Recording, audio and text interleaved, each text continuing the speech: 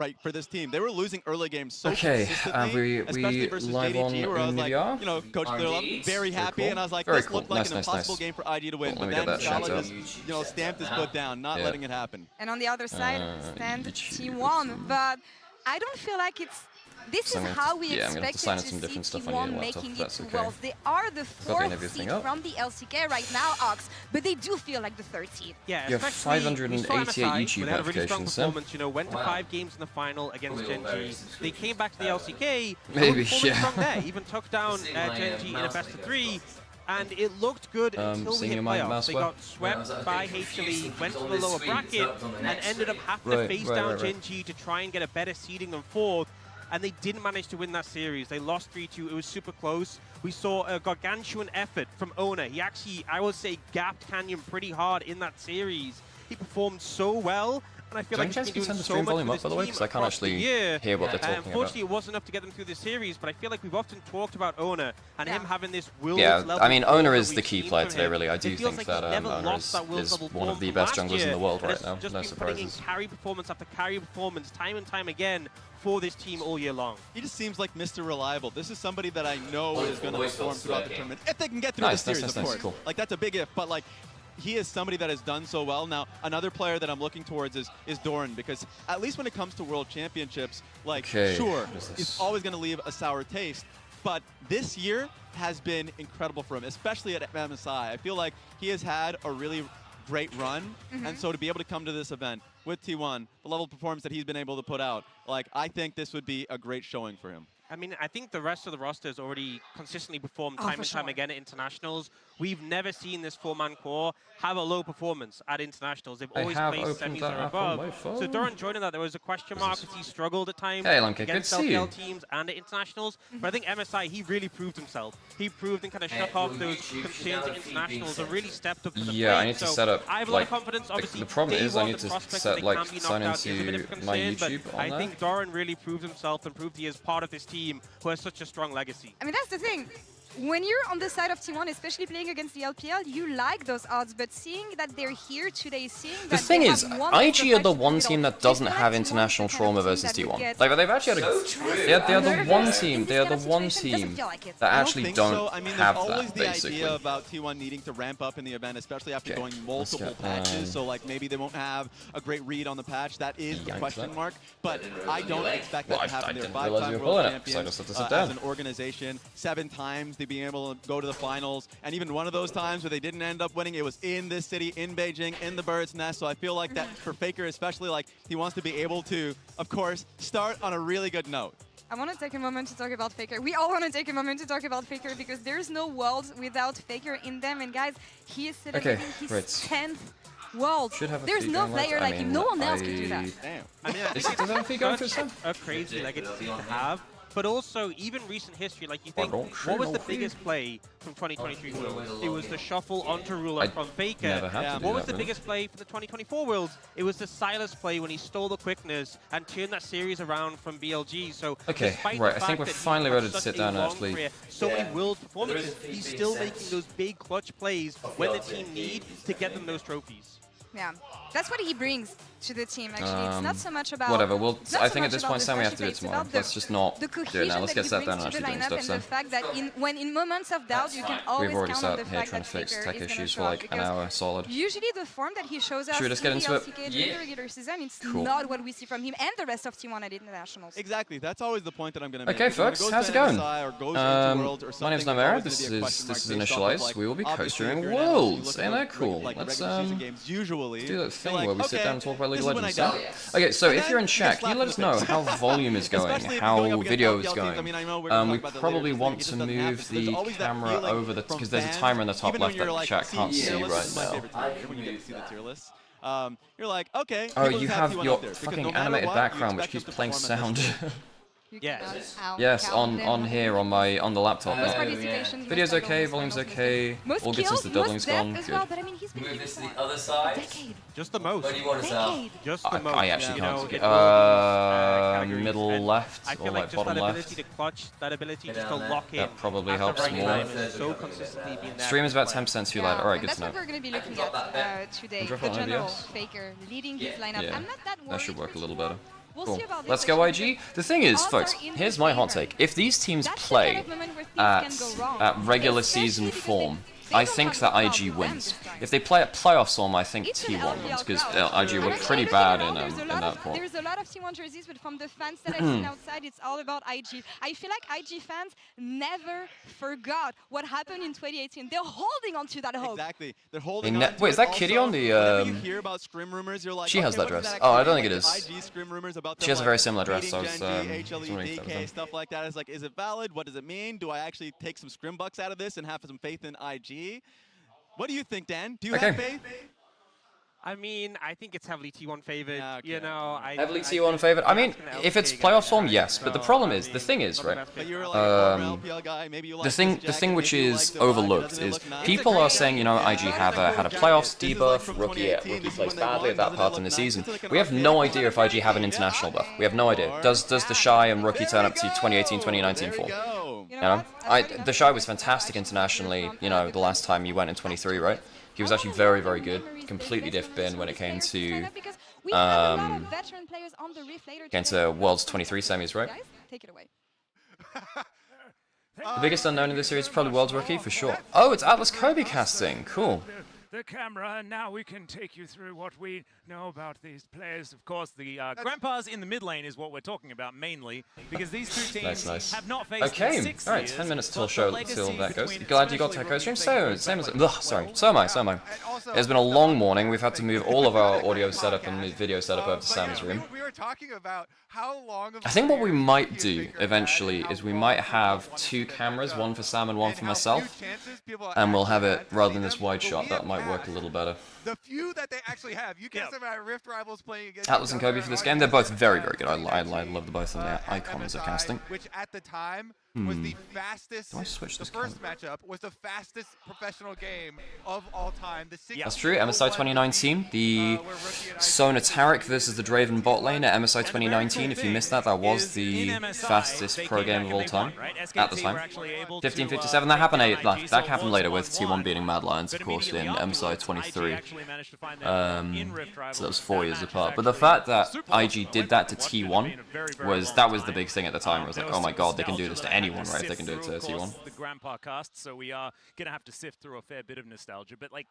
Just that game was so good. IG looked no worries, Zero. Okay, so we ran adverts. I think we're good to go. Let's have some fun with the showing. Okay, we need to come in with fresh eyes, as fresh as they can be, so that we can give this the justice that it deserves, right? Yeah, I mean... it's time to damn... Sam has like a wallpaper engine, which is actually very annoying at points. Because it does keep... yeah, and I think it does keep playing music in the background. But my favorite thing about it is that IG are catching SKT, see? Yeah, Sam, I've turned it off. I'm living in the past. They're going to catch T1 at the start. You're not live on YouTube? I was going to, but we haven't managed to set it up on Sam's OBS. We are live on Onivia on YouTube, but not on my YouTube, sadly, because we haven't been able to set that up. Story. But now it's time to throw it back to the much younger, more sprightly people who are ready to take you through the rest of the matchup. So nice that they let them at the retirement home for that one, you know. I heard a back crack in the mic there, so I don't know how you guys are doing. But we'll go live on YouTube when we can. I don't know whether we'll be able to do it today. Yeah, that would have been bad. I don't have the Onivia link there right now.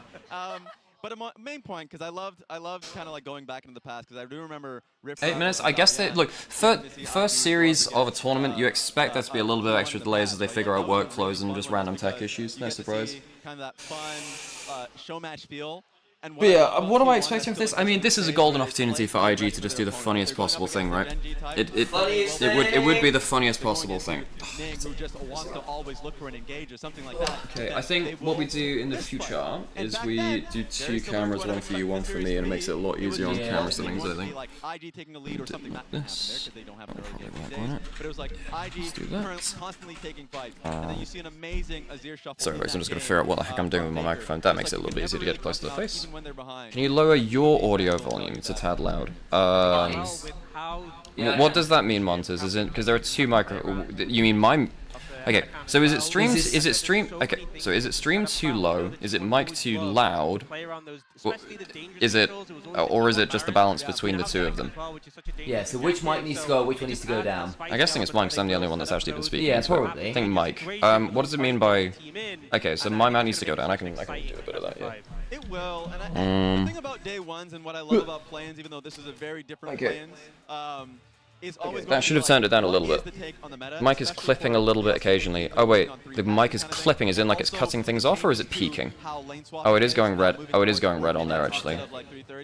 You just send, yeah, you just send whatever it is down to the minimum on that. Okay, right, that's probably on mine. I wonder what is going to be a way, especially for IG. Okay, so hopefully that's a little better. I think they're the ones that should abuse it. Okay, that might be okay. Oh, for God's sake. I probably knocked some dials and stuff on my mic as I was bringing it over. Oh my god, Fat Rally. Yeah, Sam does have a very, very plush URL over I've there. also got my G2. That's better, cool. You know what I can do? I can actually put it down. And even in the first week, we don't necessarily. I'm actually going to put it down a little bit more, just because if I start shouting, basically. Oh, I'll tell you what I need to do as well. I think we also need to get Stream Deck set up at some point so we can actually change between like camera positions from a Stream Deck rather than you having to clamber over to get to the OBS. Yeah.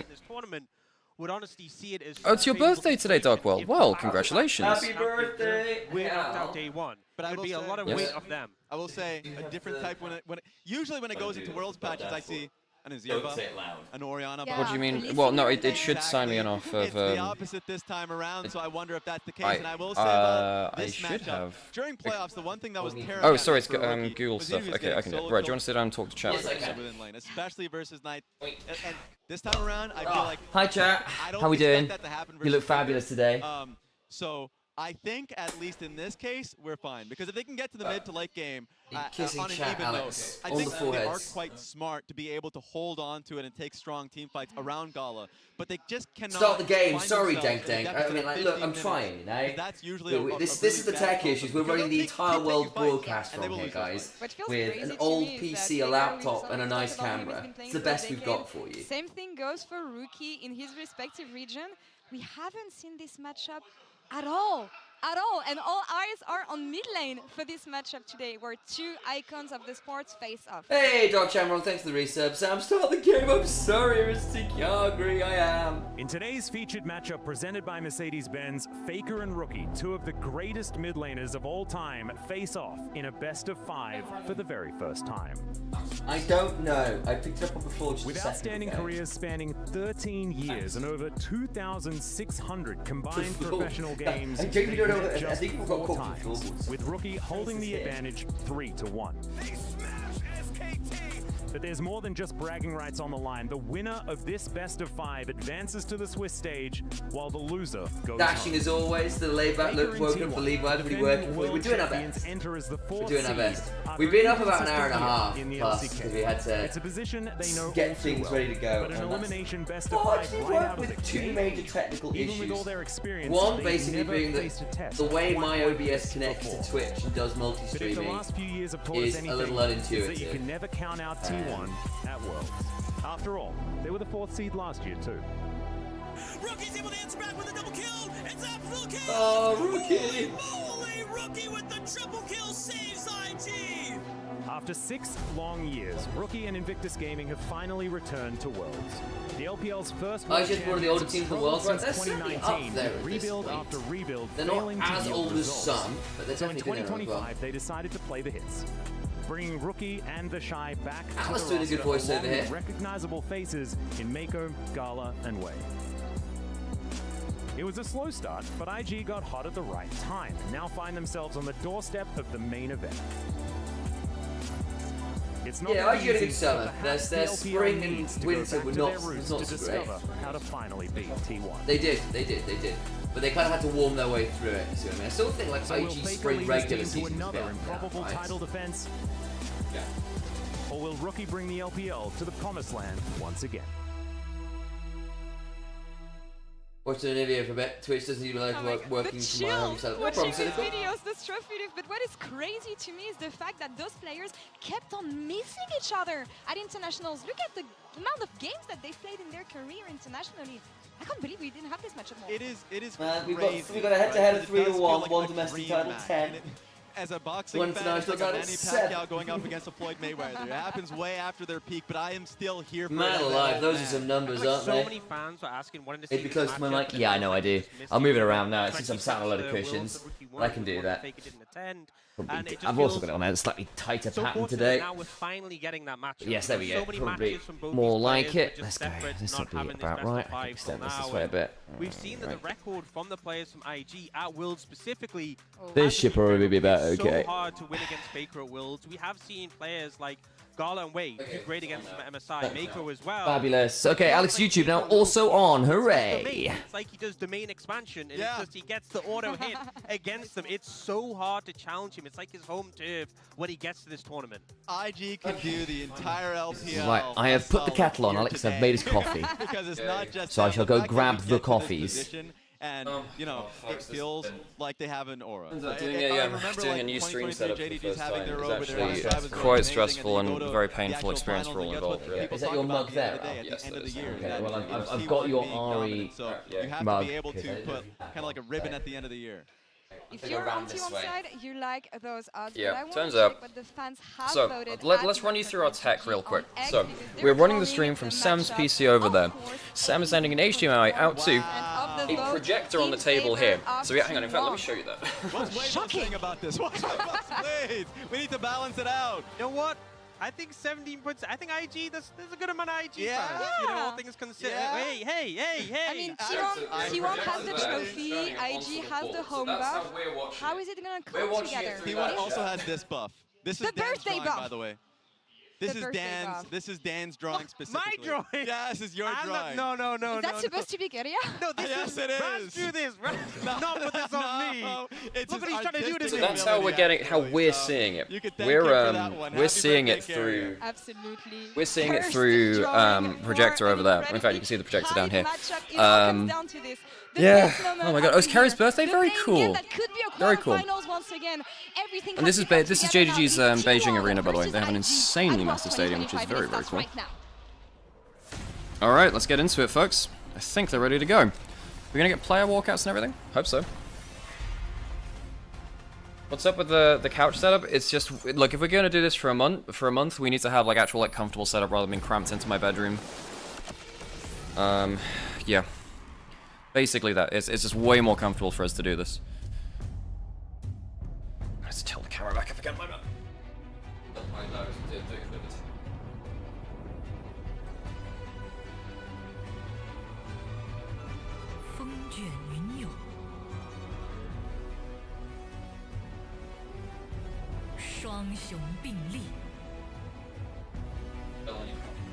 That would be bad.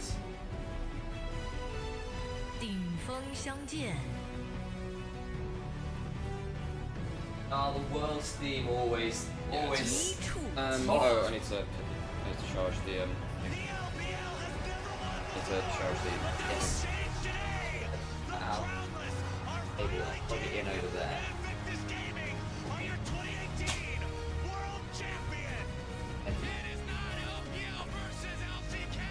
Okay, and now I gotta go get the stream on here. And there we go.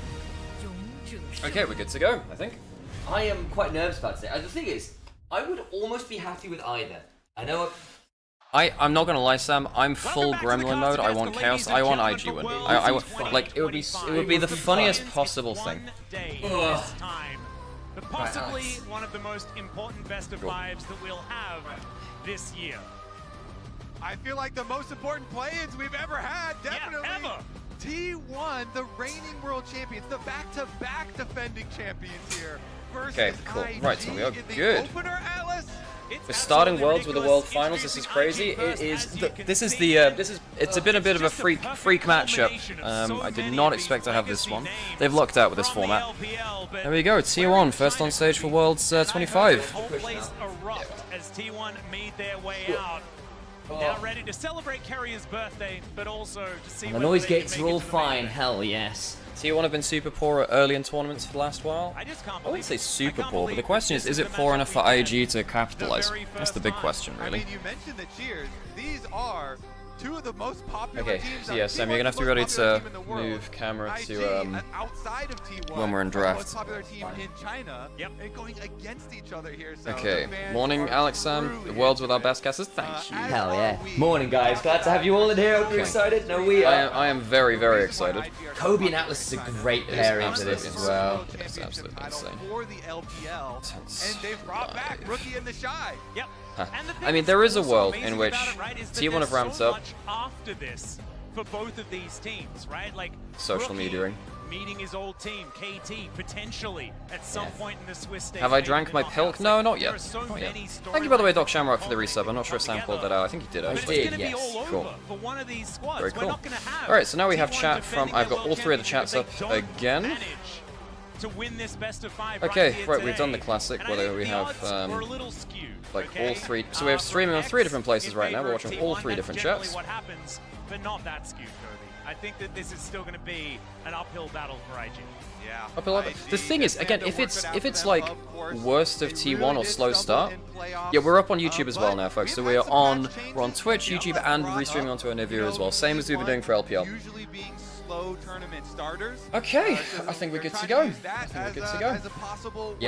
think we can actually shift the camera slightly. Whatever, we're both on camera, so that's fine. We can move things around. Yeah, I think probably the best way to do it, Sam, is get close to the mic, so it means that we're fighting against noise fills and stuff like that. Or rather, we're not fighting. Yeah. Well, if you're leaning forwards like that, Sam, it's not going to be comfortable if you don't get comfortable and do it. It's alright, I can adjust things. Okay. So, worries for this series, Jungle Lift, that's a big worry. IG's early games were really shoddy in playoffs, like really shoddy. And Ona's arguably the best jungler in the world, depending on who you talk to. Yeah, I think Ona's fantastic, and obviously we're expecting a T1 Worlds blow up. The question is though, will the Worlds blow up matter if it doesn't come early enough?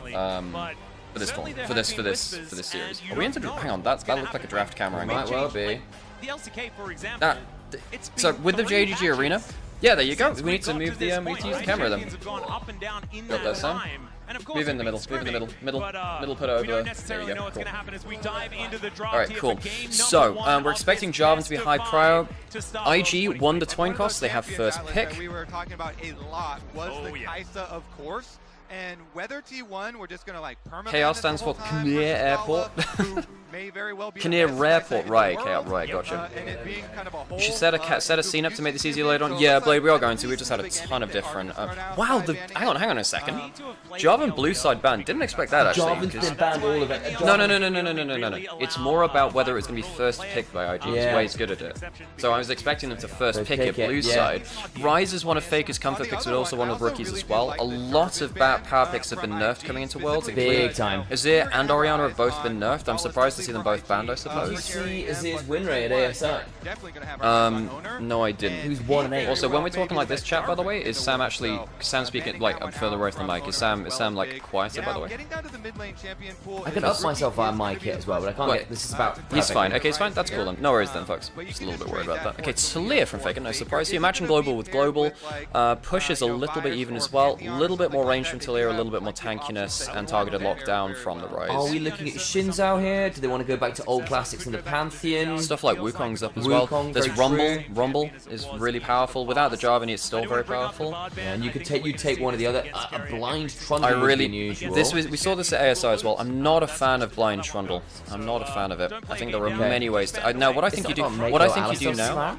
Exactly. I was about to say. I think whenever you see a blind Trundle, you want to lock the Alistar because it's a tank which functions into Trundle because you pop your ultimate and you don't worry about your resist getting shredded. And like it's Mako's most played and Rammus open? Yeah, Rammus is open. That's true. Should I? How can we both see? If we can get it on, if you put it on top of the projector. I don't want to do that, Sam. There's two very hot electronic out there. I'm just doing that at that point. So Corki with Yunara banned is the strongest champion in lane. Yunara beats Corki, but Corki beats everyone else. That's my understanding. Yeah, because basically what we've seen is that basically what happens is that about 5 to 10% difference mic volume between the two of you, Sam being low. That's okay for now. We'll do it. As long as it's 5 to 10%, that's okay. if needs be. Remember to call out each draft who you think is best best at the end of it? We can do that. Corki Nico, very, very strong bot lane as well. Has been very, very successful in LPL in terms of just huge lane dominance. That should give me a bit more volume. Cool. Hopefully, yeah, cool. Well, there's going to be a lot of us figuring out tech issues on the day here, folks. With the Ambessa for Doran, now what do you ban away? Renekton, and do you ban Sion as well? Because Sion's typically okay into the Ambessa. No Rumble Pro, interestingly. Zero Rumble Pro. Not at all. Surprised about that. Does it not get banned in second phase here? Doran's a pretty decent Rumble if memory's serving. Of course, the Shy's put out Sam, Doran has the Ambessa. Oh, sorry, yes, you're right. So I was busy social mediaing. Yeah. Is this best of 3 or best of 5? This is a best of 5, and the loser goes home, folks. Yeah, to slam down an Ambessa. I'm a little bit worried about and on red side, when you're third picking Ambessa, like you can be like, okay, it is blind. Sorry, Sam, I'm getting into it. I don't mind it being this big at this point now. Okay, whatever. We'll deal with it. We'll deal with it. Normally I'd stick to the top left corner where we normally are, but... and whatever you're truly worried about here. Okay, so Vi banned away. All right, that's been pretty good at targeted lockdown, and of course with the you do need a little bit more engage, just to allow the Nico. It's to also have, like, Wei, right? Who does love his Wei? Yeah. Wei Vi is named Wei in China. I feel like the Vi and the Poppy really have been great Wei champions, so.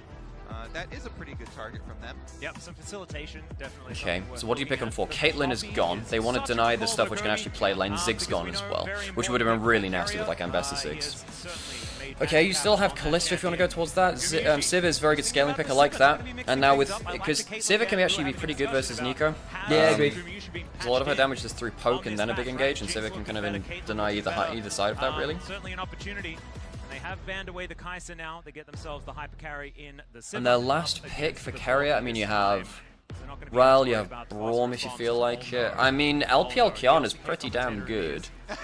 We saw, God, he popped up on it the other day. Raptor had an insane game on it, actually. Yes, he did, didn't he? Finals, yeah. I know I'm on my phone, guys. It's literally just so I'm pulling up. I'm just doing the social media. I should also do that too, actually, really. I'll do that more when we.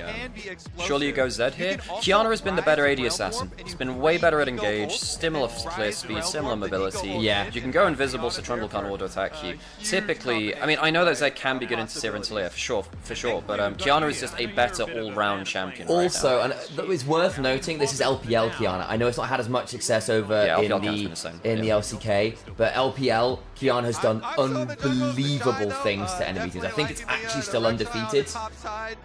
Might have had one loss. Might have got one loss, but it's near enough undefeated. Okay, Rek'Sai top. Instant last pick of the Alistar. We were saying maybe the IG wanted to go towards the Alistar. Now the thing is, the Rek'Sai's a bit risky into the Trundle, but you are quite survivable tank, all things said and done. Okay, you've still got ways to get under the pillar with your... I think on the whole, I prefer T1's draft. I think I do. I think it's very, very nasty having Trundle into stuff like the Rek'Sai. The Rek'Sai will not have the same ability to be tanky. I think the lanes are okay for IG. I'm quite worried that if someone gets picked by IG, everyone follows up. Say if, a Trundle pillar happens, Ambessa, Talia, Flake back, goes wild. Sivir is very good scaling and has a... I know that Corki Nico is very good lane, but she still should be able to survive. That's one of the reasons why Sivir is so strong. Very, very good at surviving most lanes that you get thrown at you. For sure. Am I rooting for IG here? I think in my heart of hearts I am being an LPL enjoyer. I think I am. But it's, by the way, thanks to the follows, by the way, over on Twitch. Appreciate you all. Yeah. Okay, and now the biggest thing is about that early game. IG's early games have sucked so far. Right, we need to move our camera, if that's okay. So I will do that. So we'll make it smaller and put it in the bottom left corner. But that's not going to happen this time around. IG, I love to cover a timer, but I think that's probably more. No. So I will show you where to put it when it's in game, because this match is where all the other co-streams put it. You put it just above, like just into the bottom left corner, not covering anything. No, you put it further in. Further in, like there. Yeah, you kind of have it around there. That's where most co-streams have it. Fine. Yeah. So I've seen Kodril does his top left between timers, doesn't he? No, when you're in game, it's It was a win for IG. I know what you mean. Yep, cool. Alright. Yeah, okay, we're now into game. Got to do, we are going to be talking about nostalgia. But then, not bad overlay. Oh, yeah, hang on a second. We've got the new overlay, so we don't have to worry about that nearly as much. Yeah, new overlay actually makes it much easier for streamers to put stuff on here. That's fair. Okay, thank you so much for the subscribe with Prime, by the way, Cheeto. I appreciate you. Okay, so early game for IG was a disaster in play. It was a real disaster. Awful. It was a real disaster. I do think, look, I don't think this is like an utter draft win, but I am just afraid of Guma being on a great scaling crit champion in the Sivir, which he's actually very good at. And I'm a little worried about IG's target access to him, actually. Unless you get a really good angle from Wei, and I think Wei has probably been the weak point of IG. I mean, Rookie arguably as well. Oh my god, Faker versus Rookie. Where were you when you saw that again? I know. Alright, I gotta go do some social media really quickly, folks. I just realized I've completely rushed through this. Oh, there's an Amber. Okay, cool. Thank you, Amber. You're the best. Appreciate you. Okay. Let's lock in, Sam. Let's do it. So, I think early on, Gala and Mako should have shove. Should. No, they will, but the question is what you do about it. So Faker gets an early ward onto Raptors, which means that they have good jungle awareness. Sivir just kind of ricochets the wave and it's, you know. And you do want jungle awareness against Qiyana, because again, for all the nerfs, she still clears insanely fast. And you need to know where she's going early, because one of the reasons that we generally prefer the Qiyana over the Zed, and why there is still a lot of danger for T1 in this draft, RNG players on IG roster hype. Yeah. No, of course we have, Wayne Gala. Sorry, there was just a reading out chat, Sam. I didn't mean to interrupt you. I'm just trying to. I'm getting used to interacting with chat with a different setup, Sam. What's the best way to do this? No, what is it, the WE swap? We like to call it the Viper swap. It's the first node in the LCK. Not happening in this game. Yeah, where the AD carry just goes topside instead. But yes, one of the reasons that Qiyana and Nico are so dangerous is if you land an ult from one, the other will surely follow, and you've got double set pick CC in the Rise and the Rek'Sai. So realistically, the Sivir is going to struggle to not get hit by one or the other in a team fight. That is the idea. My problem is, like, if Sivir has flash, I trust in T1 and Guma to make it just a really interesting team fight. That's my issue. Yeah, and I think Sivir being meta is a bit of a godsend for Guma, who's much better at that than a lot of the other AD hyper carries right now. Yeah, for sure. Right. So Guma's got the this is a choice for them to not push him bottom. Wei's been spotted there. This is going to be a big. This could actually determine the game, by the way, folks. If it's a fight for bot scuttle, they choose not to go for it. Thank God, IG they don't go for it, because this is the kind of play that they would lose in playoffs, and they randomly go for bot scuttle like that, lose 3 kills on the invade, and they just lose the whole game. Yeah, and the Qiyana doesn't get the early reset, which we sometimes see from like her and Zed. Doran losing out on that trade pretty massively. Oh, Max changed the screensavery things on that. So the Shy getting safe pushing topside. The thing with the Rek'Sai versus the Ambassador is that Rek'Sai, you can never really remove the Rek'Sai from lane, because Rek'Sai just has infinite sustain with the passive. So you're going to get control with that. Demolish doesn't get the plate, but you see here, right, like, there's not really much that Ambassador can do for a little while. No. I am a little worried in teamfights later, because there is the Trundle into the Rek'Sai. If Rek'Sai chooses the wrong angle, you're going to get just instant Trundle pillar, instant Ambassador ult, Trundle ults onto him and he dies. Yeah, and then the Alistair pops you up and down, you're going to just have a bit of a bad time. I will say the Shy's been one of our better Rek'Sai top players. Oh, he's been fantastic. He's been fantastic. That's arguably how they made it to, I agree. Yeah, the Shy's insane Rek'Sai performances. Yeah, and again, like, basically between Qiyana, Rek'Sai and Nico, you've got a lot of target access onto a Sivir, and realistically one of the Rise or the Corki should be able to get something. That's the idea anyway. Sam, I'm actually quite stressed. I am as well. I have to say, like, I don't have vested interest in in terms of, I don't have like biased interest a lot. Because look, I love the teams which I cast, and I'm not really biased for them. I like players, but at the end of the day, I'm there for good League of Legends. Yeah. This one, I'm like, oh my god, there's a chance for LPL, the region which I put years of my life into, to potentially do something. Just against the reigning world champs as well. That's Rek'Sai damage. Well, hang on, Faker might be in danger here. Yeah, I think he's gonna have to flash. I'm about to say, I would have been tempted to flash there. I'm just saying, this is just. I'm not gonna say this is it just now, or maybe I should. Yeah, maybe. You know how Rookie is like been bad in playoffs? What if he gets an internet? Hang on a second, he's got it! Oh my boy! He's gonna die to Guma, but that's kind of fine. No, Sam, that's actually not fine at all. Giving gold to the scaling Sivir is actually really bad. The solo kill matters, okay? I really don't want to see Guma with early gold. I really don't want to see that, Sam. Oh my god, I don't want to see that. I mean, okay, alright. It is still good for the individual matchup. It's still good for that. Solo kill top lane, Doran being down 10 CS, and a kill. That's pretty good. Was there a plate on top side as well? I don't think so. even with Doran getting so what's the general idea between Rek'Sai top? Manaless, high wave clear, infinite sustain champion. It's very, very annoying to deal with Rek'Sai. Quite high mobility, you poke. Very high damage as well. You go Titanic. Very annoying dive. Titanic Hydra into Shojin gives you like a ton of HP. You get like 700 HP or something like that between the two items, maybe a little more. Quite burst heavy with it as well. Yeah. You're just a very weirdly mobile bruiser tank. That's really annoying. What's up? Oh right, yeah. I can maybe move that around too, but I think interesting too because Dai is still topside and yes, teleport. Yeah. So look, this is going to be the jankiest stream setup of all time. Well, one of them. So if they do have a lot of beats off the table right there. Hang on a second. Teleport onto top side. There is a Tiamat for the Shy, so he should be okay. Hang on a second. Does he have ult? He doesn't. Okay, gets out the second part of the queue. Safe now. Why is Sam flashbanging you with the ring? That's a great question. For all of them deceive for another ring was made. Yes.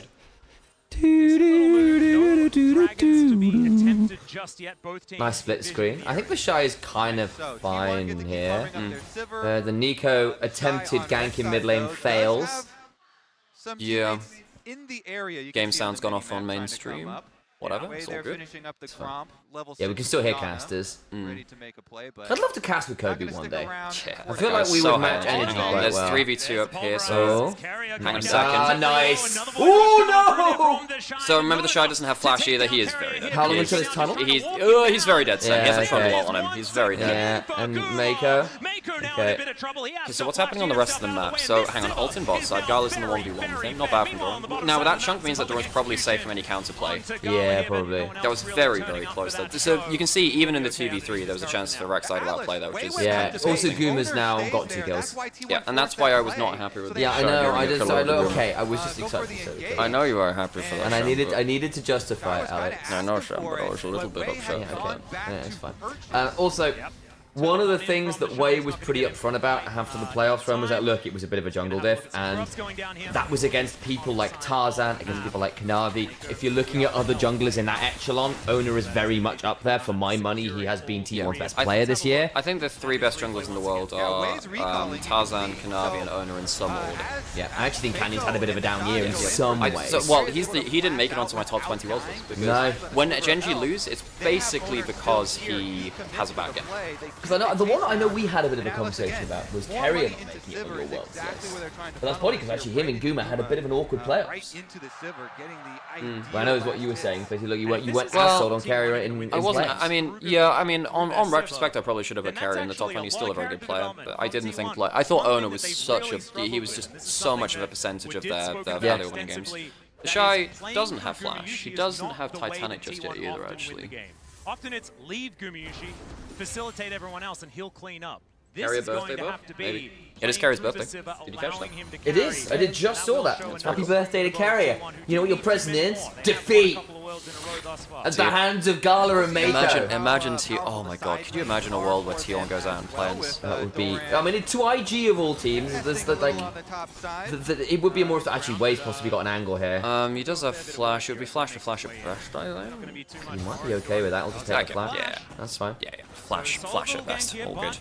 Cool, that's fine then. When's Grubs? Grubs just went down, they took I did a God All 3. Sorry, I was a bit distracted. No dragons yet. Been started. Are we going to contest this? We might be looking to contest this. Okay. He has ult.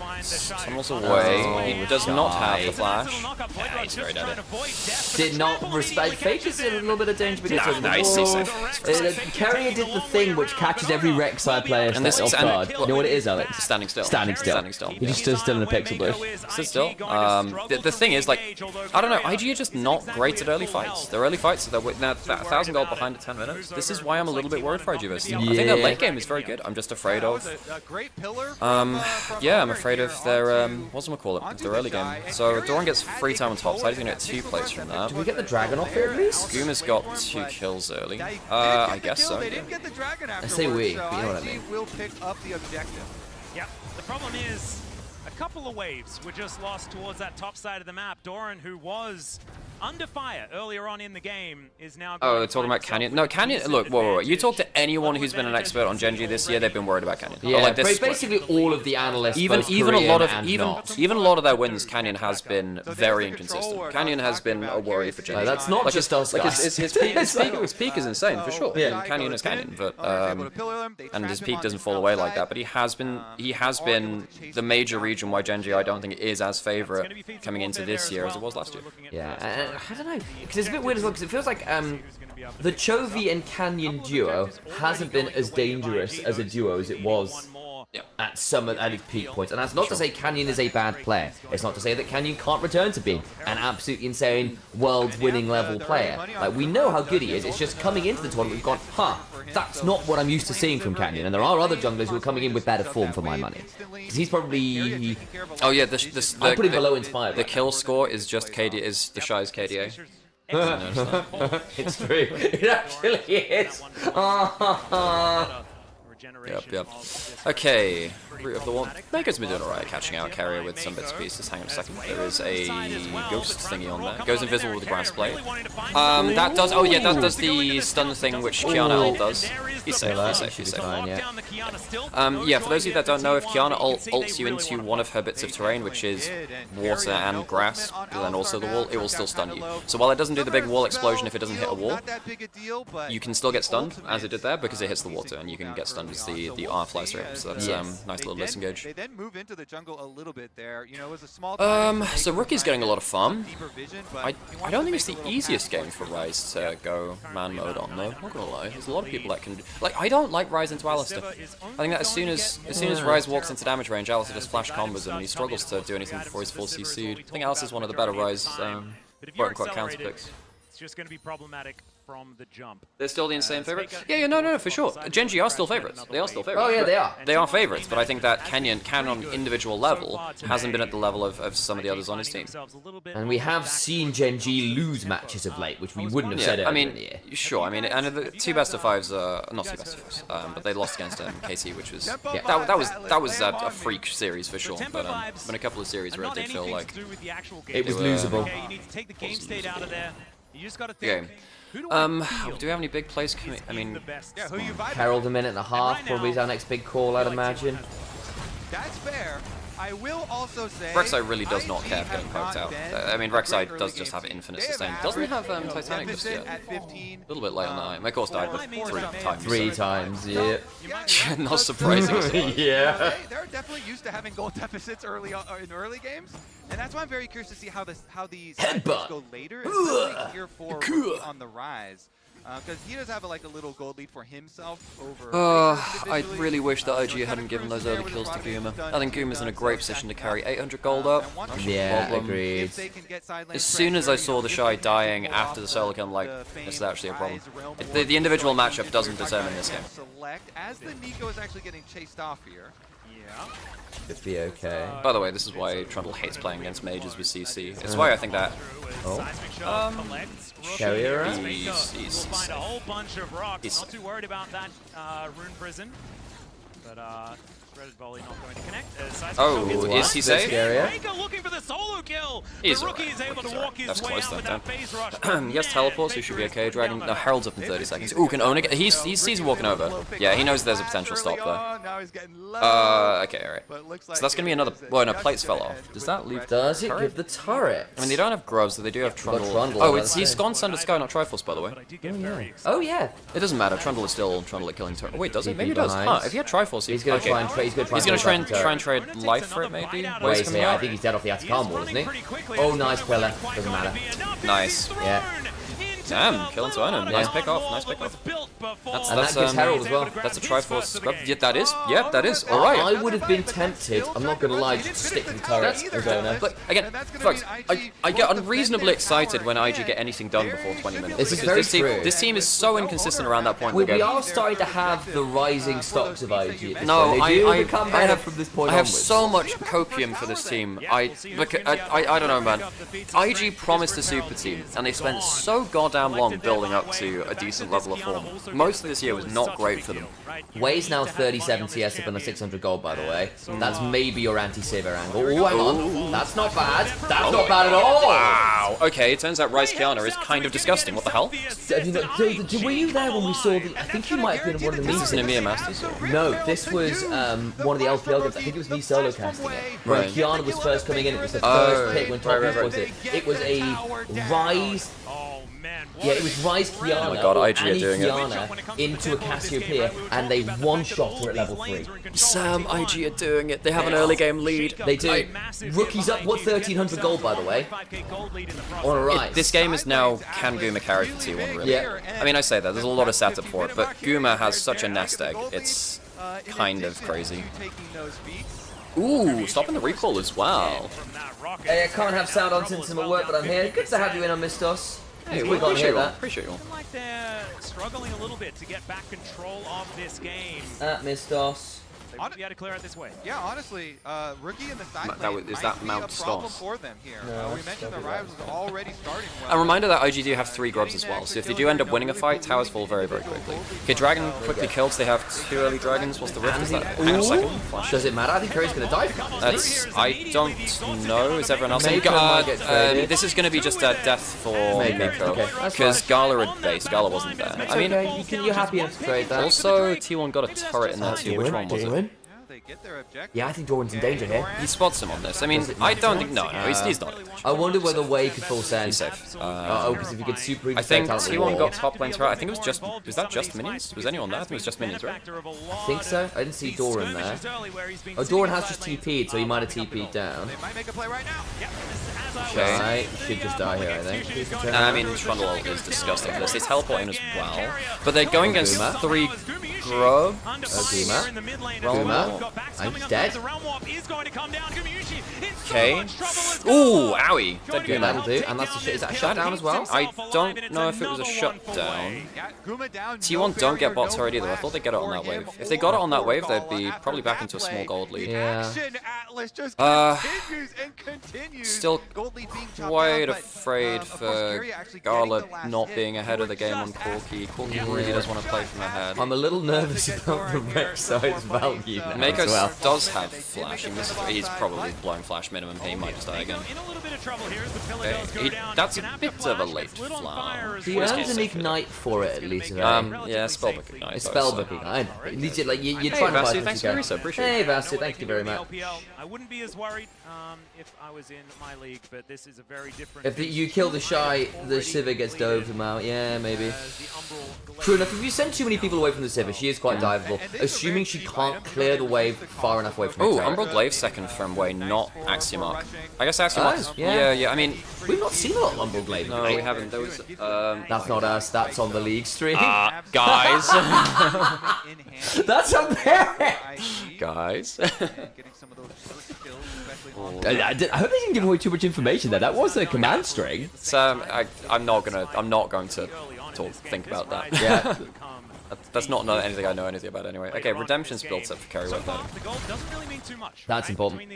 Not quite at Rocket Belt yet for Mako, but I don't think they're miles off. Should I go for Bramble? I mean, Shojin is what you do when you're ahead, but obviously not ahead because he's died 4 times. Yep. Classic the Shy. Classic. At least the kill score isn't just the Shy scoreline. Yeah. Very, very, very nice of T1 to give some kills to people that weren't the Shy. The Trundle pillars have been very annoying. They have very annoying, and that is a worry. It's gonna be Edge of Night for Wei coming in next. Do I like that? I think it's probably fine. I think it means that actually the Trundle and the Ambassador have a lot harder time bringing you down. Not Trundle, the That's a Talir wall to secure the Scuttle. I mean, Atakan's spawning now. Are we gonna get? I mean, this is quite important to get series votes because we start to learn what the scrim macro has been really in terms of do you take Atakan early or late? How do you set up for it? What do you trade for it? It is worth noting, and again, these are just scrim votes. It was just League Director stuff, Sam. But we were hearing rumors, shall we say, of IG's prowess in scrims, and they were beating pretty much all the LCK teams pre-handed. Oh, not the scrim bucks. And it is just scrim bucks. Not the scrim bucks. It is just scrim bucks. But if we're looking about what some of the things that are being used at Worlds have largely been done very well by IG, allegedly. But they don't have Talir ult right now. Realm Warp's coming in to bring them back into for IV area. It's gone quite deep for that. Rek'Sai's not here yet. They were looking for a big play to get Atakan after. They've only used Realm Warp for this. Right, they do have, IG have 3 grubs, so whenever T1 make a play like that, they actually need to be pretty sure it works out, otherwise they lose a tower on the other side of the map. And because the Shy dipped off that wave, they don't lose bot lane turret. Shy really The Shy tilted Doran so hard he wasted 800 gold on anti-heal XDD. I mean, in fairness, there's... Is it what he's got? Like, I mean, Ryze has a bit inherently because of what he tends to build rune-wise, but you're right, there's not a lot of lifesteal here. Kiana notoriously has no sustain. It's one of the reasons why she fell out of mid lane a bit. She was so volatile to play. Especially when Ravenous Hydra went off. She was very... Not Ravenous Hydra, Ravenous Hunter. When Ravenous Hunter was a thing, your passive on your W would apply... Hang on, Atakan's been started. T1... Oh my god, are we going to introduce the Intercon by LPL? But it is IG. They do play Atakan quite well on the whole. Hey, not in playoffs. I'm really afraid of a Flash Alistair combo. I'm really afraid of a Flash Alistair combo. Because that goes straight into... I don't like this flip. Why is it 3rd HP? I don't like it, that's the Flash Alistair combo! Oh, wait, Survives! Wait, Survive, but what about the Atakan? Yeah, but this is the Atakan What about the Atakan? The Intercon is here! The Shy's on the flank, does he, I mean... No, he doesn't. Rookie's doing okay, and not Garland's bad, doing flash alright out. as well. Turtle over the wall. Hang on, Fake's gonna die. Flash. So Doran's died. They lose the Atakan, but they win the fight. They only lose one for Human. this. Human's full HP. Can they get Faker? Can they stop Faker recalling? If Faker teleports, it's a win. If it's actually still a win here. He lives. I actually think it's a win because losing the teleport is still pretty big for the dragon. Dragon's up though. Okay, so that's still. Oh my god, it's a lot of pedals. We can get to Soul Point. It's a lot of pedals. Can we turn the screensavers off this, by the way? Yes. Because I don't want to like keep. Yeah. Oh, LPL Intercon. So what happened here? What are we looking at? Okay. That was a replay. Thanks, Observers. That was thank you. What are we looking at? Is this a test? This is a test, Atlas. I think we failed the test. I think we failed. I think we 100% failed. All right, you good guys stuff. saw what it was, and you have better eyes than us. It was Gumiush taking a Raptor camp. I saw that bit. Okay, that's now Soul Point for IG. 2.5k up, but down 20 petals from the Atakan. The Atakan is kind of big. Uncontested from T1 as well. Does Gumiush get mid turret? No. Hang on, Realm. Rookie! He's fine. He's fine. Frickin' hell! Breaks the stopwatch for that. Oh, bloody hell, Rookie. Oh my god, that is... Holy shit, that was really quite worrying. We probably need to close the door at some point, don't we, for noise complaint reasons. Put the pressure on T1. Yeah, this does put a lot of early pressure here with Dragon. Holy mo, my heart is in my frickin' throat, folks. T1, of course, as you said, you know, okay, Guards on 2 items, Gooms on 2 items. The actual Otacon, like the beginning of that fight. Mid jungle very far ahead from IG. Because you know you cannot. Doran should get this turret, no problem. And he's on strong side, so. With Kiana's buffs, monster damage. IG's not exactly been able to use 3 grubs that well. Insanely hard to outsmite, so they opt. They're like, you know what? We are not going to try and outsmite Kiana because Rocky's OP, and they. So they lose this one. I was so worried for this. The Flash Alistair. Oh, if that Ambassador ult hits, that's just a completely lost fight. Yeah, I know. If Doran hits that Ambassador ult, this fight is completely over, and this game probably. I hate LPL Atacons. I hate LPL Atacons. We aren't bad. IG's still one of our better teams at it, which is wild. I just really don't like LPL Atacons. So. I know you are. Neither do I. They get a bunch of money. Gala here even collecting as well on the Corki. And so I think they're pretty happy with that. What a baller series to start this off with. It's not bad, is it? My heart is actually jumping out of my chest right now. We have got Infernal Soul Point. Yeah. That is a potential win. He's a monster. He is a monster. And Rookie is so big, by the way. Look at that. Rookie is huge, but I'm just afraid of the Sivir value. Sivir's about to hit Flicker Blade.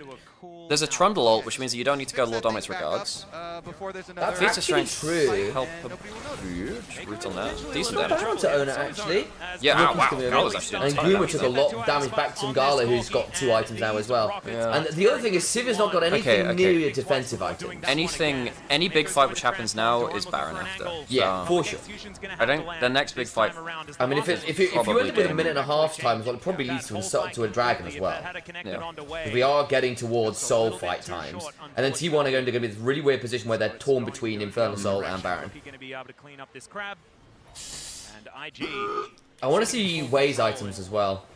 I've got Edge Knight. He doesn't have his upgraded boots of feats of strength. He actually, I know Keanu doesn't like going towards them, but I think now it might actually be worth it.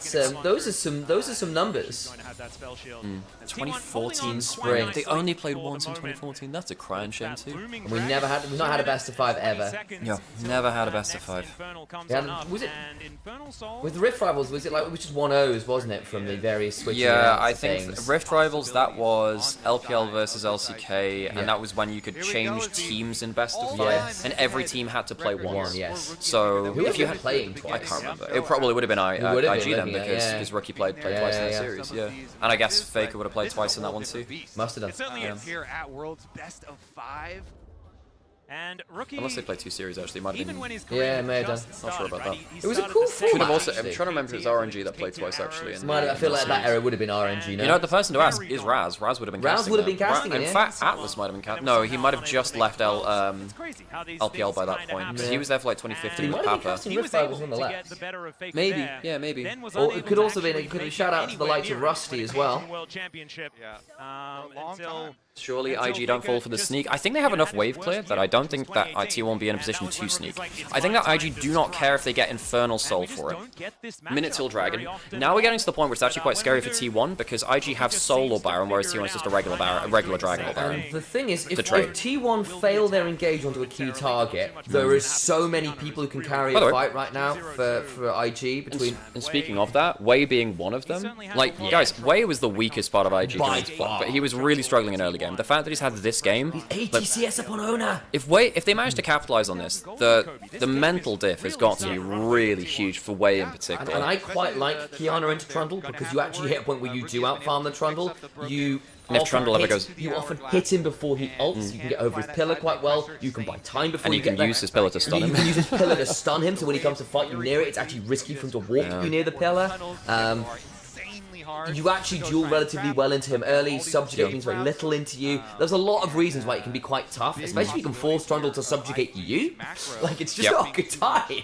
Gala has upgraded armor. He's going Collector 3rd. Dragon up in 10 seconds. Oh my god. I actually think the upgraded... That's good poke. That's good poke. Getting any HP off of Carrier actually matters quite a bit. Yeah, if you can stop Carrier from just, like, the Flash, I'm really afraid... I'm really afraid of Flash Alice to combo into Ambassador ult. The fact that Doran missed that Ambassador ult... This is huge. Gets the Carrier's very low. Has he got Spellbook TP? That is a great point. Because now, if they can stop the recall again, or they can just start Dragon now, that's huge. This is just... That's Soul. They've had to give up Soul. Invictus gave me my boys! IG! This is why you always chunk out the engage support. This is why you engage on the engage support. Alex? Infernal Soul has been acquired. If they lose with Infernal Soul, Sam, my soul might break. My spirit might break. Wait, okay, hang on, wait, the Realm Walk on Faker, He ults away, okay, so it's ult for ult, but that means that Faker doesn't have his global now. He just uses Valkyrie. Did he just use Valkyrie? No, it's just Phosphor. I was looking at that particle on the ground. He's chill, Alex. I'm not chill. I'm not chill. Well, he's got a Dirk, by the way. Why does he have a Dirk? Is he going Collector Serpent's third. Why Collector? No, because it's a trophy build. Okay. Why does trophy build it? Nah, that's a great question, Sam. I'm not sure myself. Okay. I mean, Infernal Soul is kind of... I'm also going to say, I actually think this overlay has gotten a lot better from the first time. It's actually not bad at all. I like this. I like this a lot now. I'm getting more used to it. And it does mean that the screen is very open, and it also means that it's a lot more space. I mean, it's easier for us as co-streamers. The only thing I will say is, if it's for someone new, that's a lot of info in a very small space. I still think it's relatively easy to read, but that's because I know these items. Real nitpick. Do you mind just move the camera slightly up, just so we can see the hotbar? And I think it's just covering up a slight bit of a graphic there. Well, yeah, Sam has now moved on from punching the microphone to, kicking it. That's good. That's cool. Yeah, that's fine. It's good. I like clipped it a little bit just so we can get some of the dead space off the left hand side. I think that square cameras are better than rectangle ones in the current streaming meta. They look nicer. I agree. Not that I mean for 2 people it's a little bit fun. Yeah. Oh yeah, exactly. I so now on my webcam stand we had a ton of issues and worries about IG's early game. The fact that they made it through this early game and they've made it to late game now means that we get to see potentially the better parts of IG. I mean, they got away with the Otacon fight. Hang on, a second, Mako. Shoot. But, I mean, giving control of vision around Baron to You have got Nico and to potentially scout. We've also got Rek'Sai, which is very, very, very hard to anti-ward against because you will see them on Baron. To be behind. Do they see that? Hang on. Who are they catching? It's going to be Kerry, who's not the best. Guma now be in danger though. Oh, he's they can't quite kill him, I don't think. That's a really good ult from Doran. Oh, the Shy!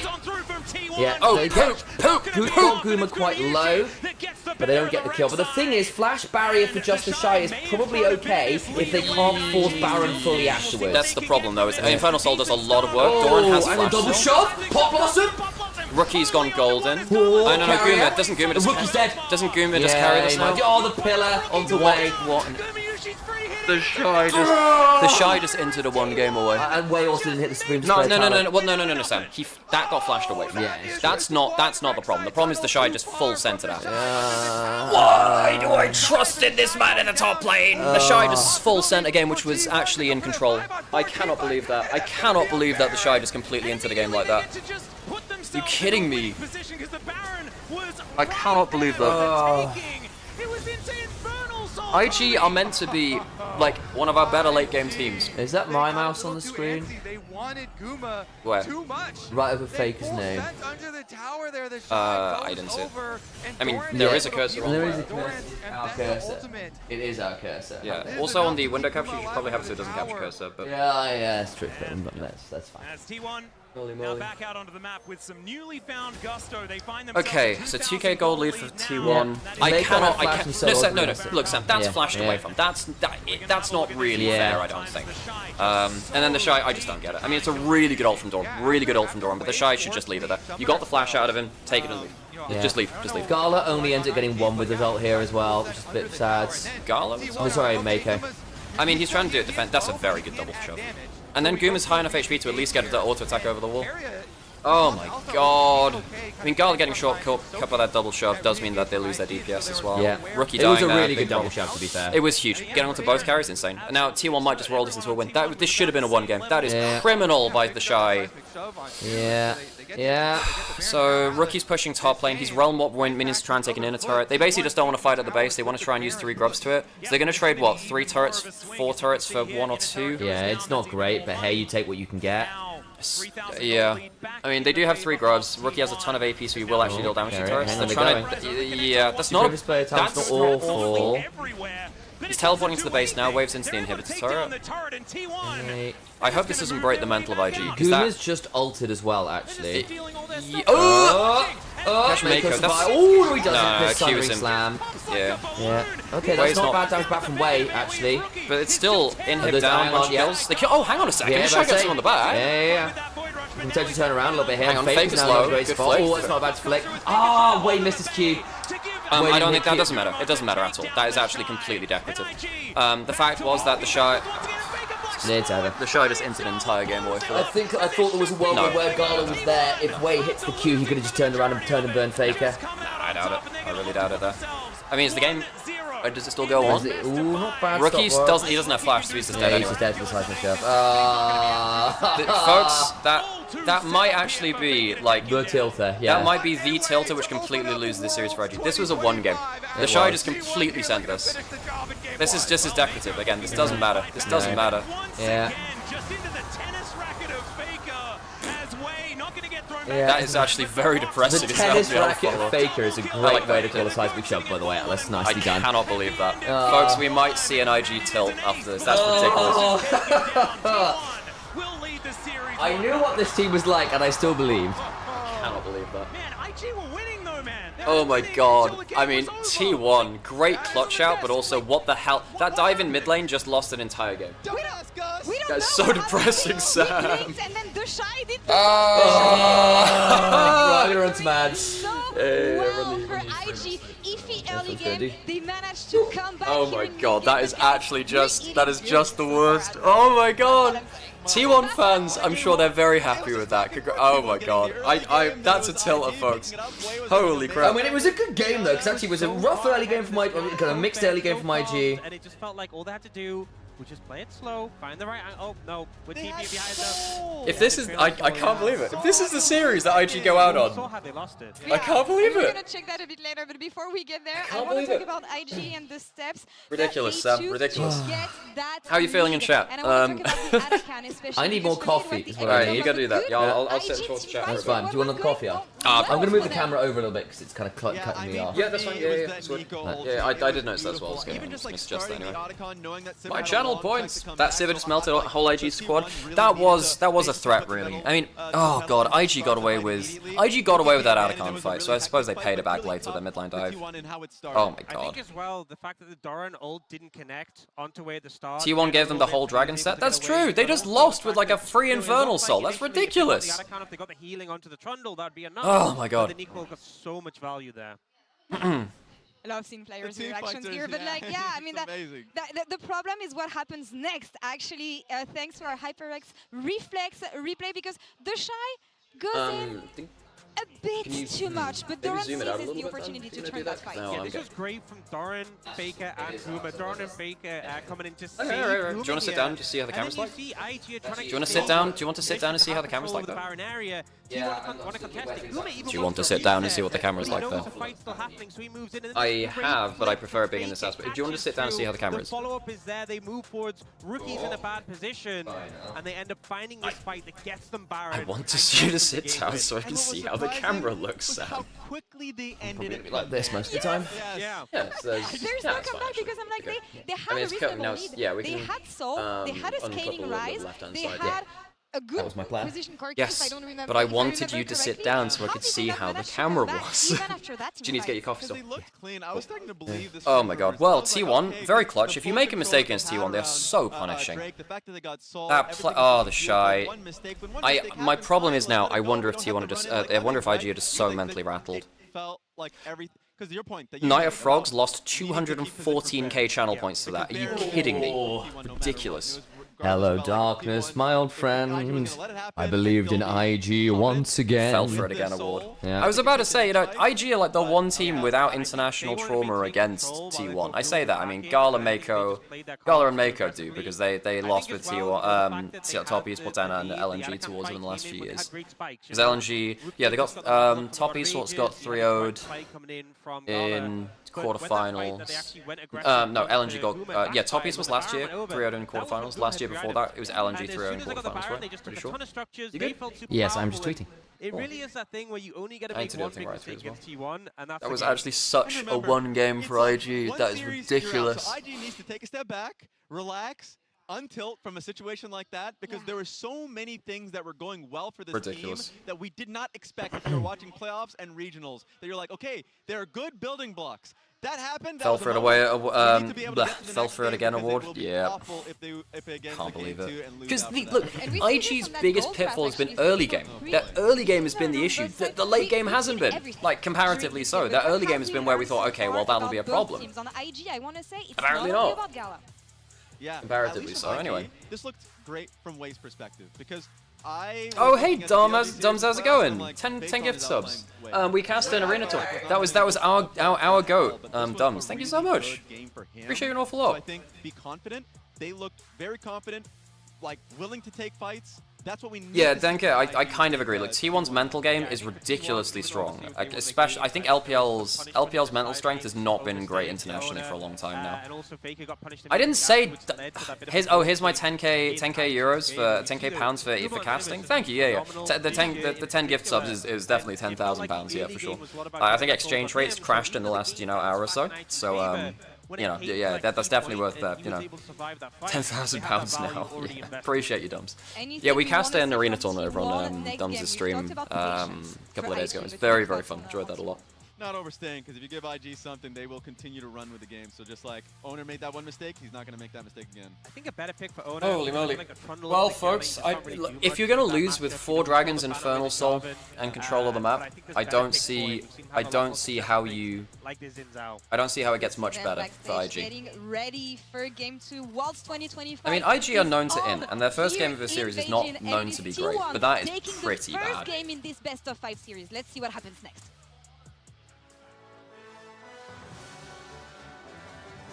good spell shield as the supreme display of talent doesn't find the angle. And oh, don't show this again in 4K. Oh, Jesus. Not going to be enough, and it's Gumayusi that ridiculous. gets the better of the Rek'Sai. And the Shy may have thrown a bit of this lead away, but IG still standing. We'll see what they can get from this. It's a decent stun onto Ona. He's out of the way, but the seismic shove comes through. Pop Blossom only onto one as Gala's forced to run away. Such a low health bar. As the phosphorus bomb's not quite enough, Rookie goes down. Gumayushi's free hitting, and it's another one. That is so depressing for it. Just team fight winner. That's ridiculous. God damn, that's low.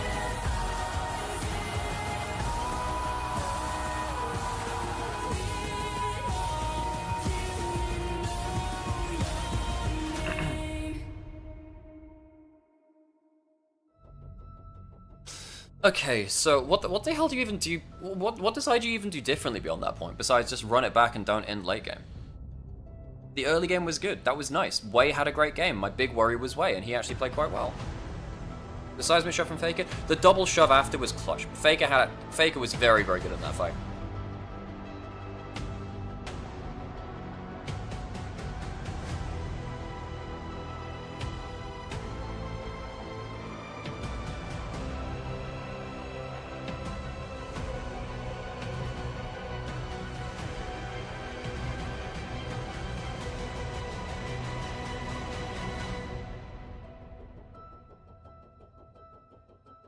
An update is required.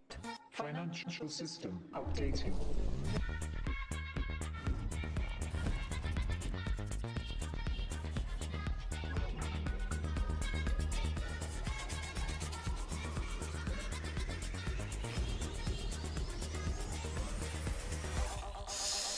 Oh my god. Right. What is there to analyze? Just IG ran it late game. They won the early game. Wei did very well, actually, considering where we thought he would be. He played much better than he did in playoffs. His early game was good. Rookie's team fighting left a lot to be desired. He was caught out in the middle for a while. Carrier's flash and Alistair combos were insanely good. Pretty much every time there was a lead up to a fight, I was sat there saying, well, the flash Alistair combo is something I'm really afraid of, and he really did pay that off.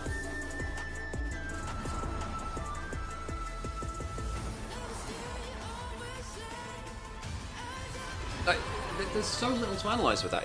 It's one huge mega in the late game, which throws the game out of proportion. The greatest players in the world are here. They can just burn this one down.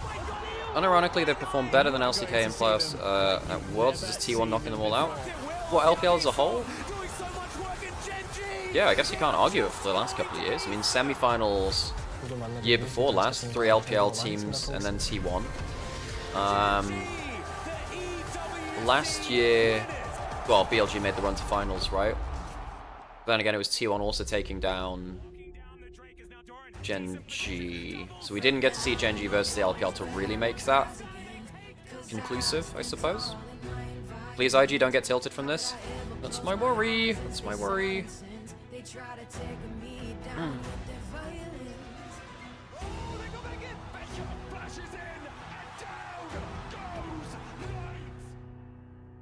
Down goes Knight. Oh, not down goes Knight. No! God damn it. The problem about that BLG run is that because of the finals being so cinema, you're going to see a load of plays where BLG lost to T1. You're not going to see like the cross-map Ash Arrow or Knight's huge outplays. Oh, Jesus. Because obviously history remembers the victors. Of course it does. Of course it does. Hey Ruff, how's it going? How is it that we open worlds with Wei Rookie having the best performances individually against the Shy runnings? I know, Ruffa! I know! That's exactly what I was saying! IG, they sucked in early game, Wei was looking bad, Rookie was looking bad, and then Wei has an awesome early game, Rookie's ahead like 1.5k gold, and it's late game which lets us down, it's the Shy which lets us down. I'm so just... I mean, the Shy was letting us down pretty much minute one. I mean... yeah, as soon as he got that solo kill, I'm like, actually, this is probably not that great. Oh my god. It was Goober that picked it up, bad things happened. Hello, Rafa, by the way. Hey, Rafa, how's it going? Hey, baby. How you doing? We're gonna have to find a way at some point to grab some people to be on Discord. What we'll probably do is join on Discord from there and here. I'll mute on here and then put headphones in, so then we'll have...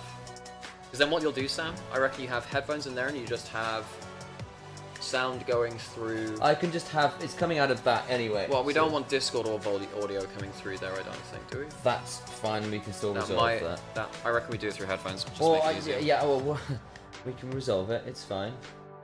No, I know. I'm just problem solving on the fly, Sam. I want to give it a go. Trying to think out loud. Yeah, I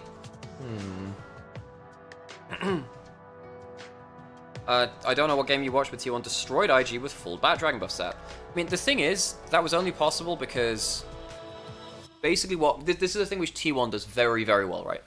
If you make a mistake, they continually roll plays while you are respawning, so you never get to recover to go back into a comeback 5v5. The problem is stopping the ball rolling after a certain time. So they took the kill onto the Shy, rolled that into a fight with the 5v4, took the Baron, and then they started pushing in across the map and then taking fights before IG could ever group again. They were a very punishing team, and it was a very good closeout, incredibly good. Only possible because the Shy did a Mega Ren. Yep. Like, that game was completely in IG's control. What's chat saying now? Well, Rafa was saying for a while IG were playing like prime regular season IG on the map, and then we just tossed it. Yep. Yeah. Yeah. I mean, yeah. T1 for the viewership, IG for the cinema. The thing is, for Chinese viewership, IG is huge. IG is huge. So you know, yeah. It wasn't even a bad game from IG. Why are you acting like the world collapsed? Because my problem is, I think IG might mental boom. I think IG might mental boom. I think this might be. Look, LPL teams are not known for having the best mental fortitude, especially compared to the best LCK teams, and T1 probably have the biggest mental fortitude of any team in the world, right? Oh god.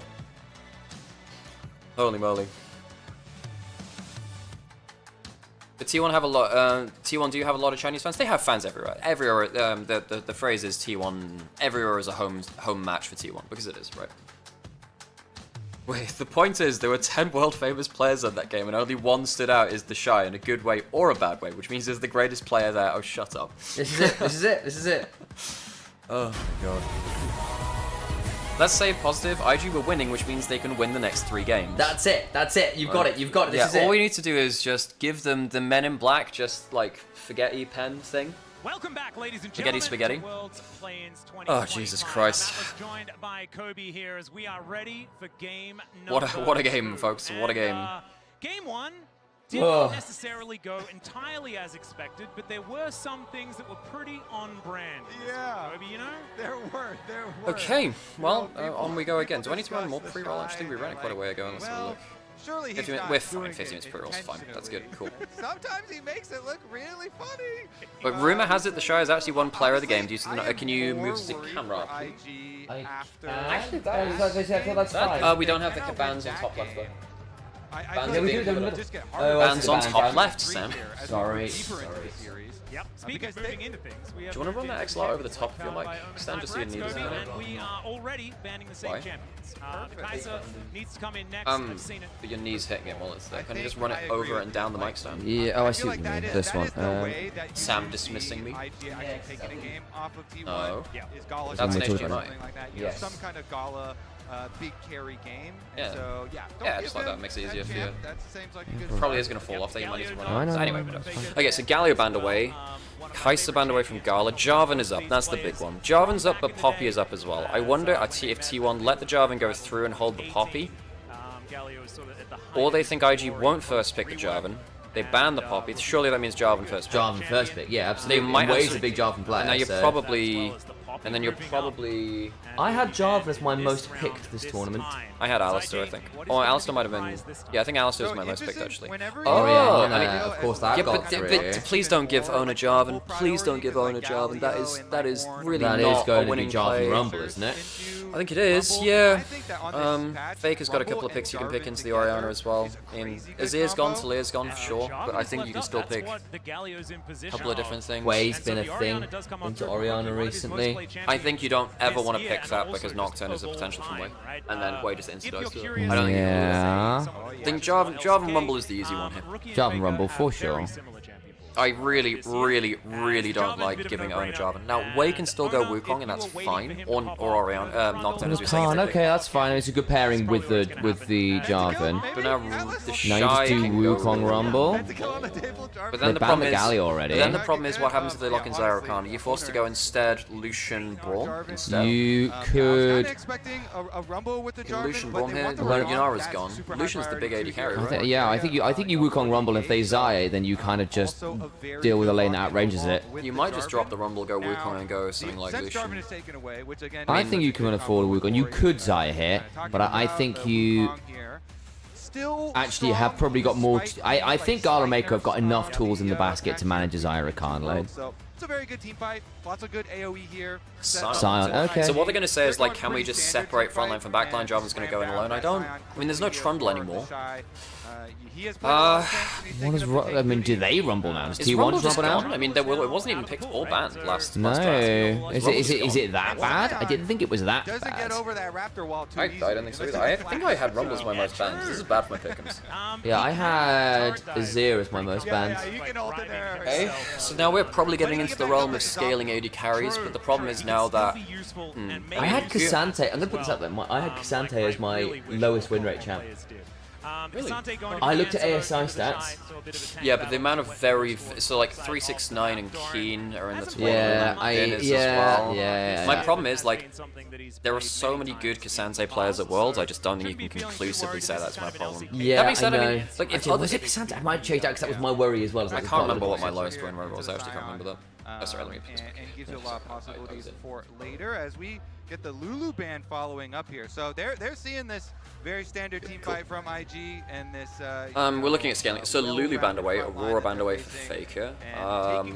Do they ban away Xayah for the Zyra Khan? I mean, Xayah can be a little rough into Wukong Ori, but if it's Guma, I don't know if you want to give Guma carrier Zyra Khan. Is going to be protecting carrier on this Rakan pick. Seems to be the way, as of course Xayah still up and available.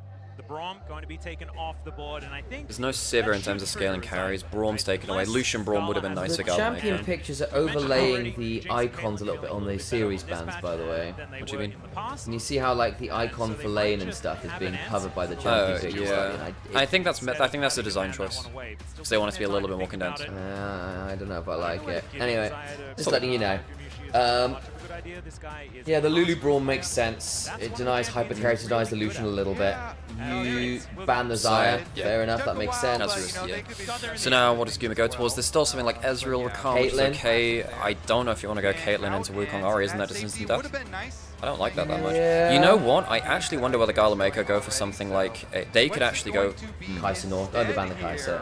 Now, if the Akali gets locked in, you don't want to go for this, but I was thinking about them going towards, like, Caitlyn Elise. They might still, to be honest, but I agree it gives Akali a few good options to kill. I mean, it's not great into the Jarvan, but what do you do? You're right. How much lane pressure do you want to go towards? I think, look, having winning bot lane is actually quite important. Garlandmaker did fine last time, though. Yeah, they did.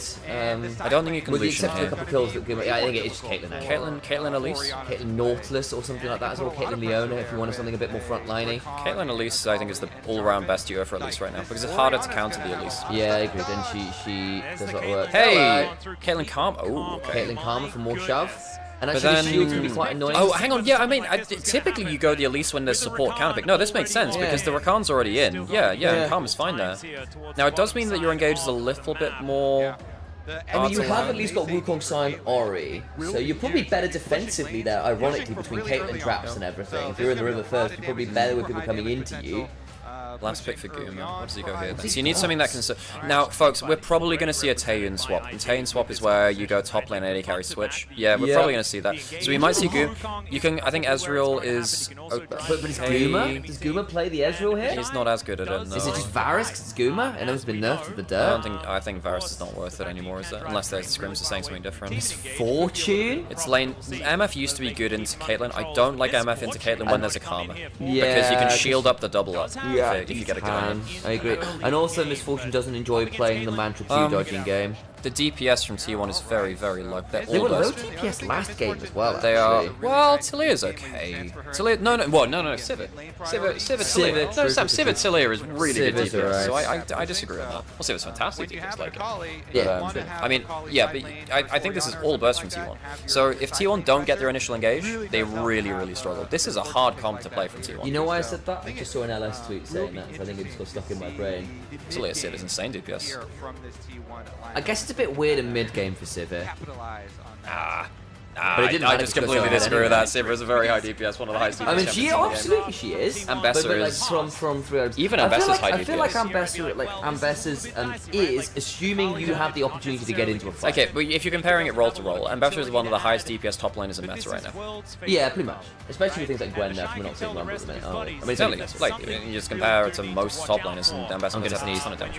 Thank you for that. Thank you for letting us know about that. You didn't sneeze. It's the held sneeze. Can't trust Sam to But they did demonstrate that they could get themselves into winning positions. They had tempo vibes the majority of the game. That's the Moments last one. passed. You completely baited us. What the hell? This is something that Thank you for the follows, by the way. Appreciate you all. They're gonna have to knuckle down and make it happen. They have an easy to Okay, I think that's a fantastic I think T1 have a very hard comp to play. Right, we need to do the camera. Yeah. Yeah, I'm gonna quickly check where Caedrel's putting his camera and stuff. Either you're on the new overlay into or the whatever. Swiss stage, or you are out for good. Your year ends. Yeah, he's putting it down in bottom left as well. Labeled marbles that we have. That's good. Yeah. And they'll pull the labeled marbles out. And Oh yeah. So by the way, folks, it's a little different from the Korean standard when wait, we get walking out of base. So we put down Trinket, went back. Are they gonna try and match? I think they're gonna Taeyeon swap. I think they're gonna Taeyeon swap. Oh, why are we waiting? Worldview suffocating. The thing is, I don't think you want to match the... Caitlyn needs to be with the Karma. You can't really put Caitlyn into a solo lane versus the MF. The MF actually might win. That is a lot of stars for T1. What is that? 3 worlds? Is this gonna be the scuttle thing? Like, are we gonna be No, I think the stars would be for winning, right? So 3 worlds. They've not won. Oh, they have won 5 worlds. You're right. Sam, Faker is Faker is a 5-time world champion. 2013, 2015, 2016. For a second, you're right. 22, 2023, 24. Yeah, you're right. Oh my god. Because it was that massive. I don't know why that was in my brain. I think because I was like, wait, there's still the MSI account. There was the EWC, and they're putting those stars in, but no, it would just be well. Yeah, I think this T1 draft is really overcooking. I think. See, Alex, that's why we brought We shall see. really early on in game number 1. You I think there is a world where the Akali Jarvan could blow up Dearest Caitlyn on repeat, and they have a bad time. Some steps to try and avoid lane We've been trying to get rid of lane swaps. What did Doran lock in again? I'm having a mind blank moment. He locked in Cassandra. So we're probably going to see Miss Fortune run top, lane against the Sign for the first 2 levels, have the Cassandra lane bot lane, and escape the early levels of the Caitlyn Karma. This was something that was popularized by Team WE in scrims, as confirmed by KT Rolster's coach score, so it is the Taeyeon swap.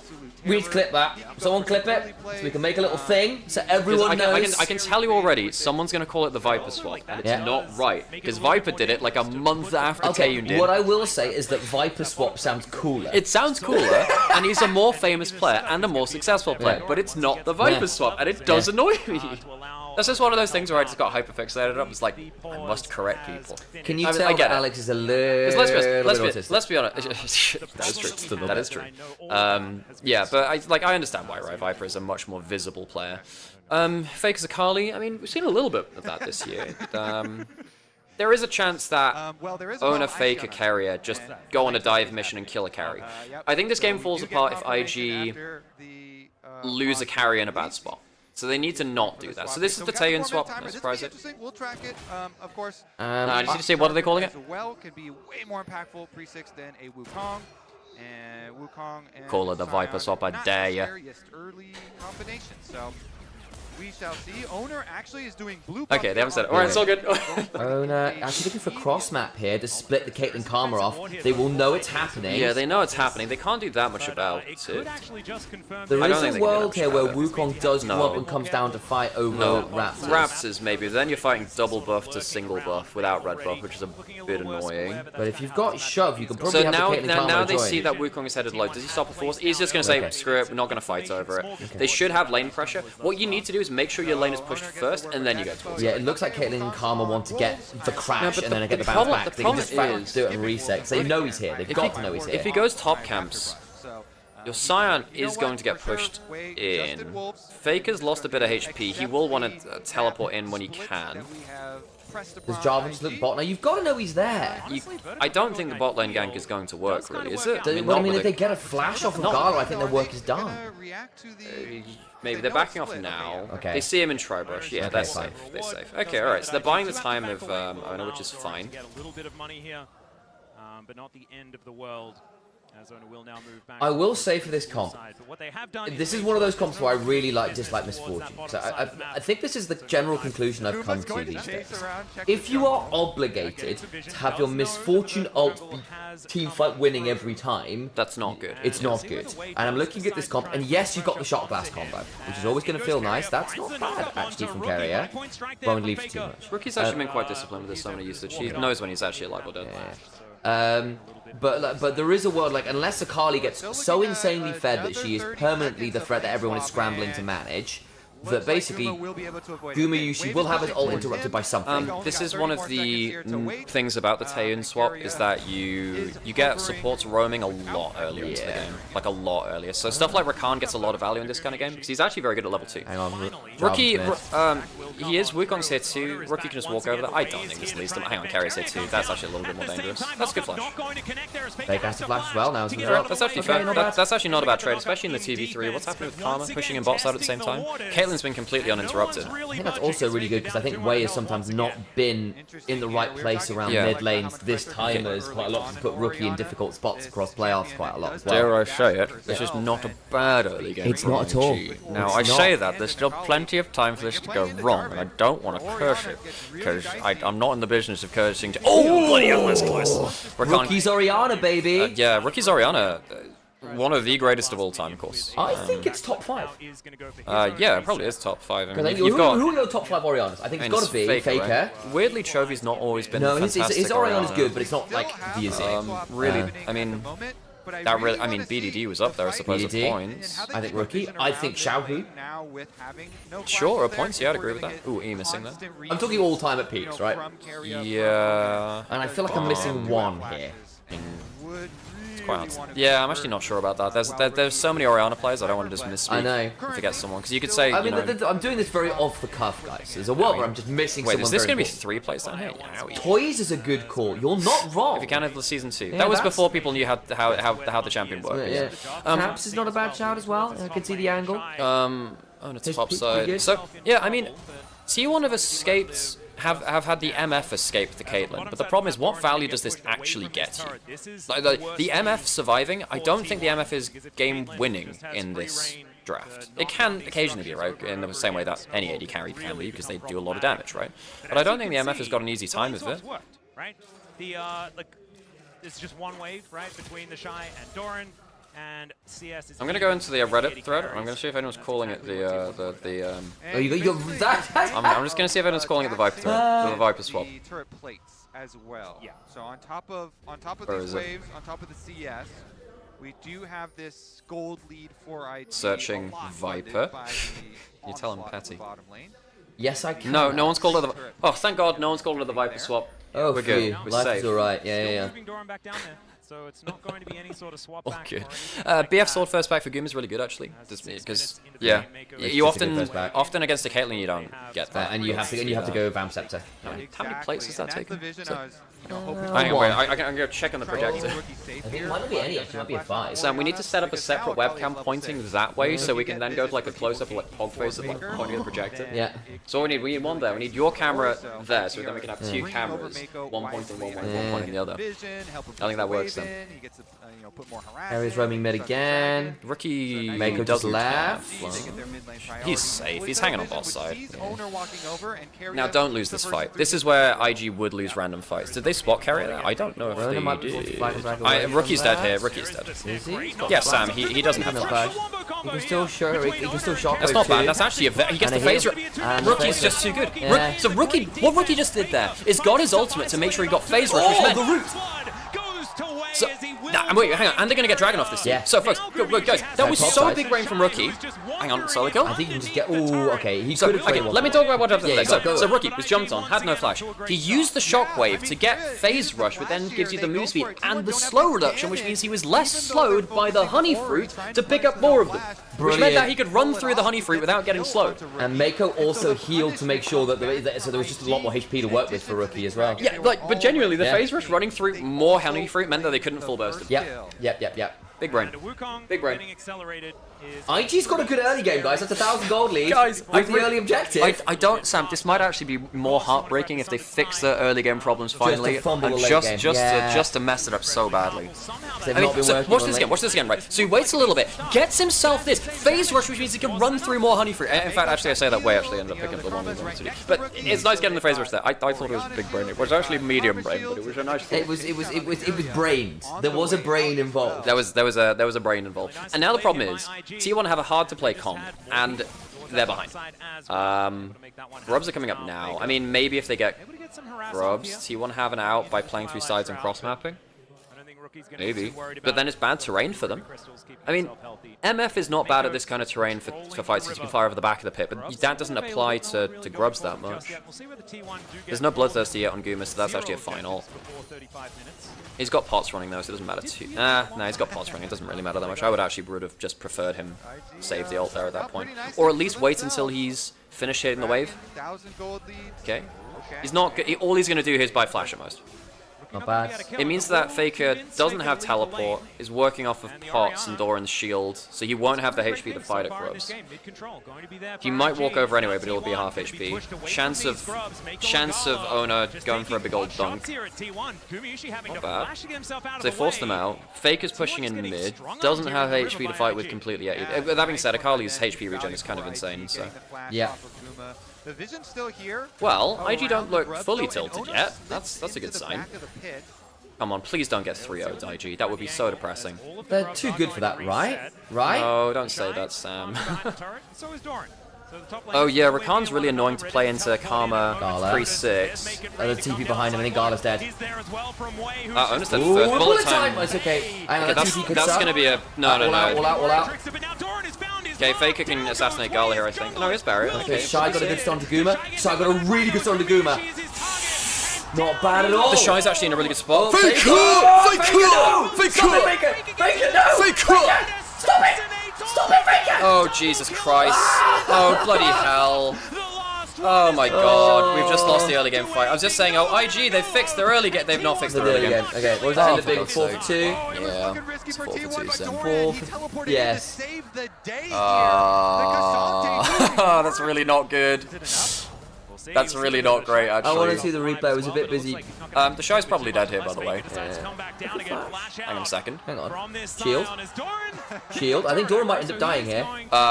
Siren base HP regen. Wave's coming out. At the back of the Grubs, they've just lost a lot of HP and they can't TP back and they have to T1 took one Grub. So that's just going to be 2 Grubs for that. Oh, fucking hell. That was actually a very good skirmish by T1. They're very good at it, is the honest answer. As Mako comes up, Doran may have overstayed his welcome. Let's see whether he can take the Doran might be in danger here. He doesn't W. I think he could die here for the trap train. Yeah, he's dead. Wow, nice kill. Well, that makes it 4-for-3 in the grand scheme. And they're slightly ahead in gold. They're going to get themselves They lost 1,000 gold, to be fair. They were 1,000 gold. Yeah.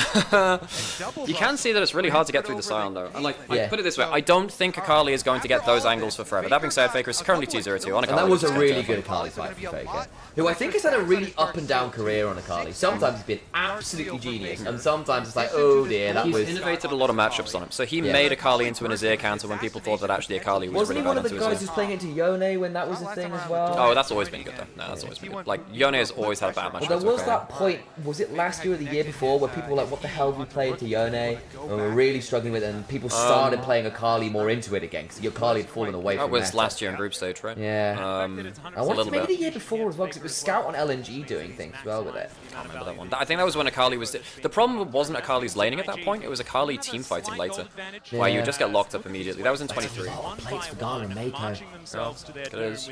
I mean, Doran's got the 500 gold, but hey, that's not the end of the world. I mean, the big thing is Faker being a bunch of gold. Faker got a lot of gold. And again, it was one of the things we were a bit concerned about for T1's draft. Mako does not have yeah, that's good from Doran. That's good from Doran. Revenge kill from Doran. Whatever you can do, I can do better. Doran's revenge. All right, lane swaps are back, and top laners were feeling pain in the beginning, but like Doran's very frustrated. Cassante still has an effect. That's a 3-kill Cassante. Okay. Yeah, and we don't have...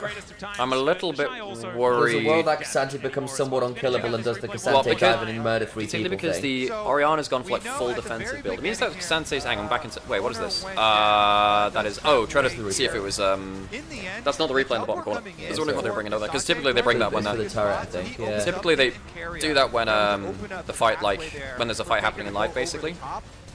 Doran has a very nice fight alongside Faker, actually. Faker managed to tag the Yunsu, actually. I missed that fight. Hey, Monty, how's it going? Oh, hello. Well, I thought this comp was very hard to play from T1, and it is. And we thought, well, IG, they've sucked in early game. That's been their biggest failure. They've looked actually pretty good in early game, mostly, up until that last fight, which was hot garbage. Yeah. Okay, Gala does not have a cleanse. This is a very... This is very better.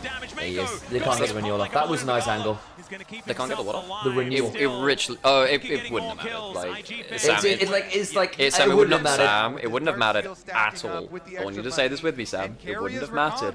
No, it wouldn't have mattered. I was wondering whether it would buy down for a redemption. There was another redemption laid on top of it, which meant that it was exactly cancelled out. I know. Honestly, that was my play-by-play brain saying, ooh, skill is activated, skill doesn't finish proccing. And I've also seen Karma W do some fairly silly things. I'm Faker 302 on Akali. Yeah. That is the kind of 8 stacks in the Dark Seal as well. That is the kind of thing which breaks a game. Can you jump It doesn't have ult or flash. Okay, he gets away. They chunk him out. This is still first tower comp. So Dragon apiece, even in gold. So they basically lost Mako twice to make that tower. Feats of strength go to IG because of that, because they got the kills first. They did, yes. Just about. For the first time in this series. Okay, teleport behind. Caitlyn really does not like dealing with that kind of thing. Make a flash. I mean, Maker's probably dead minimum. Hang on, that's not bad from Gala.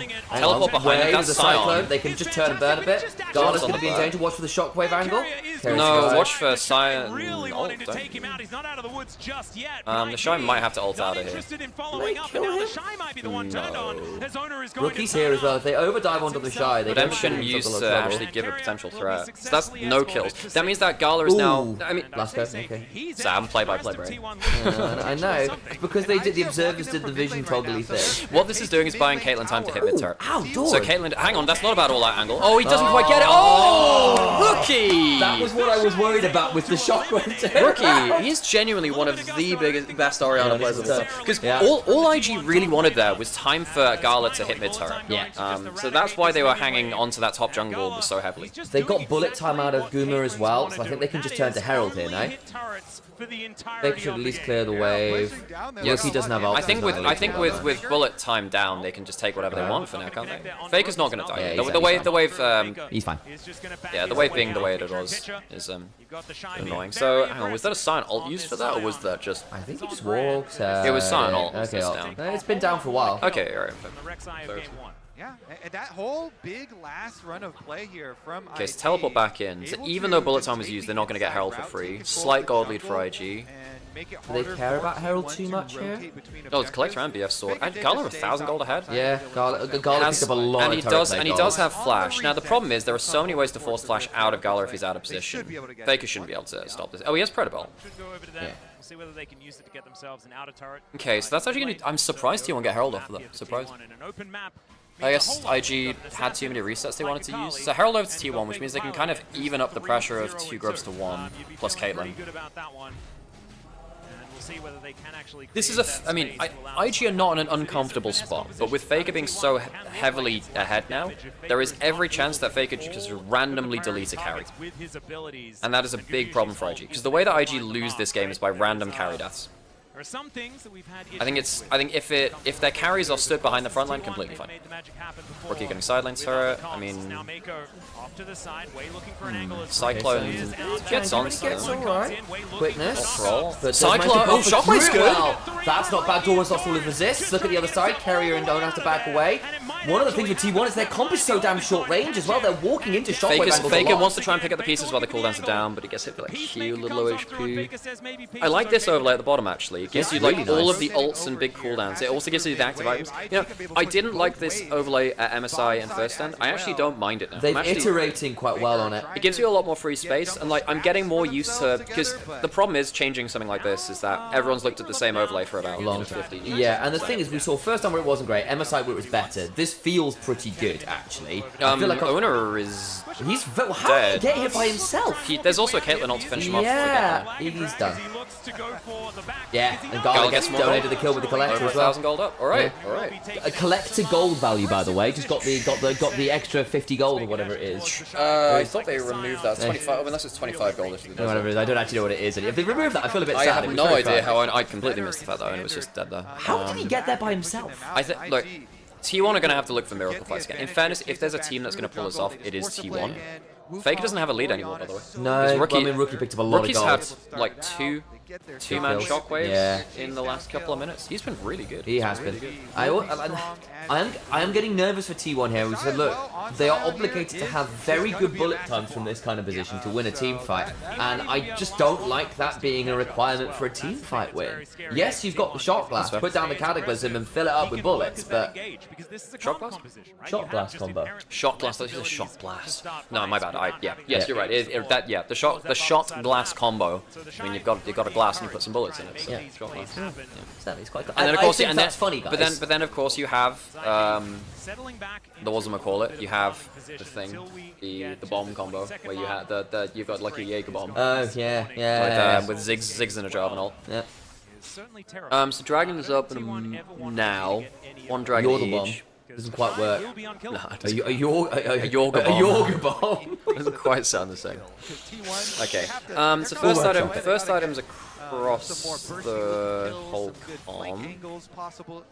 I mean, T1 just needs to look for flanks onto the carries. They need to find flanks onto the carries. The problem is they've lost a lot of vision control here. Now, a lot of LPL teams have actually been quite bad at vision control around objectives. IG and top esports are the ones which are better at sitting on an objective and actually taking it from that. Blastcone gives them an extra angle. Like, T1 just need to find a way to unsettle IG. Like, just get onto the carries. Rookie and Galarm don't love this combo. Faker's on a good angle. Shockwave flash out of that double and Torful strikes to Mako in danger. They're going to lose Owner for this. Yeah. Oh, he gets it down. Mako survived! Mako survived!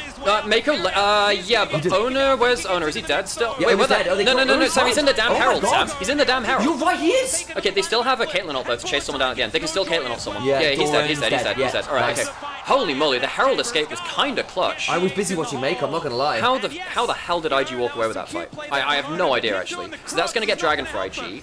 They do blow both Summoners and Gala.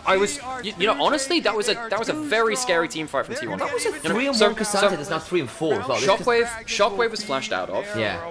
Gala had like 3 people diving on him, so Faker and Carrier did manage to get onto Gala, and he somehow survived. So watch this at the start, right? So Owner, you need to get onto the carries, and if you do get on top of them, they don't have that much to survive.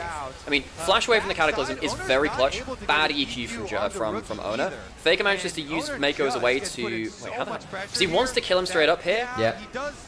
I genuinely thought I'd miss seeing, because I saw that animation. I thought it was the GA animation. It was so low, but it can't be GA this end. Because Mako lives, you also managed to get a second ult E across the team. It's not a bad bullet time from Gooman, but again, it doesn't lead to any kills. And this is again, it's the bullet time issue at this point. I think it's looking challenging.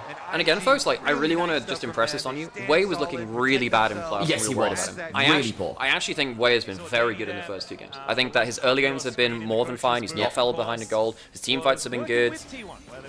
Okay, so IG are ahead in a lot of gold now. Can they you know, not mega in late game? So that is the question. Now, another chance for some revenge. See whether he's going to be able to find it right now. In this game, looking pretty good as they're up 3.5k gold to try and even out this series. Okay. Once again, though.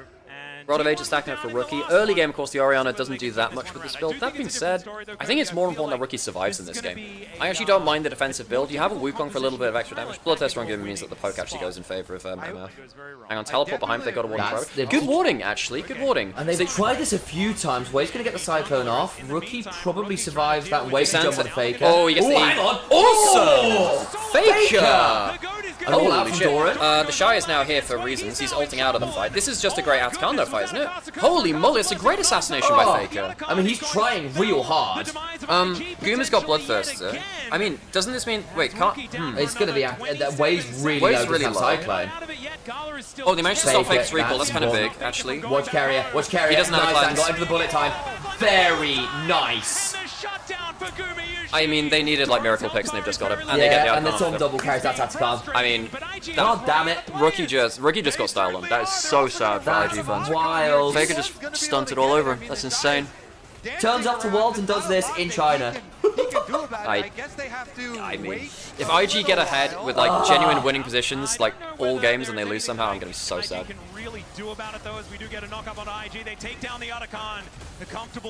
Okay, so now how many? They get 33 pedals. That's a hell of a good thing for them too. Oh Jesus, man.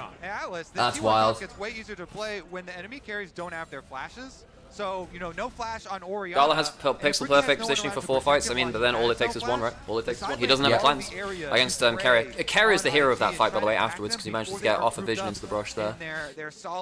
Well, let's see Faker stun on Rookie, I guess. So what happens here? Spread about for the ult forwards. He goes for the engage with the oh, he tries to stab. He does actually dodge. Rookie does dodge a Q. The fact that he ends up dodging a Q and still dying with a full defensive build is kind of crazy. Fake a diff, I guess. Their composition properly. God, Jesus. It's happening again, Alex. Man, I can't believe T1 are doing this against. I don't know if I can take another year of T1 completely obliterating our region. Then Gala stops the recall. This is the step. This here is the step far too far. They just don't track him. They just don't track him. It's really nice from Carrier. It's really well played from T1. They knew that T1 are very good at these clutch timings around objectives. They're very good at that.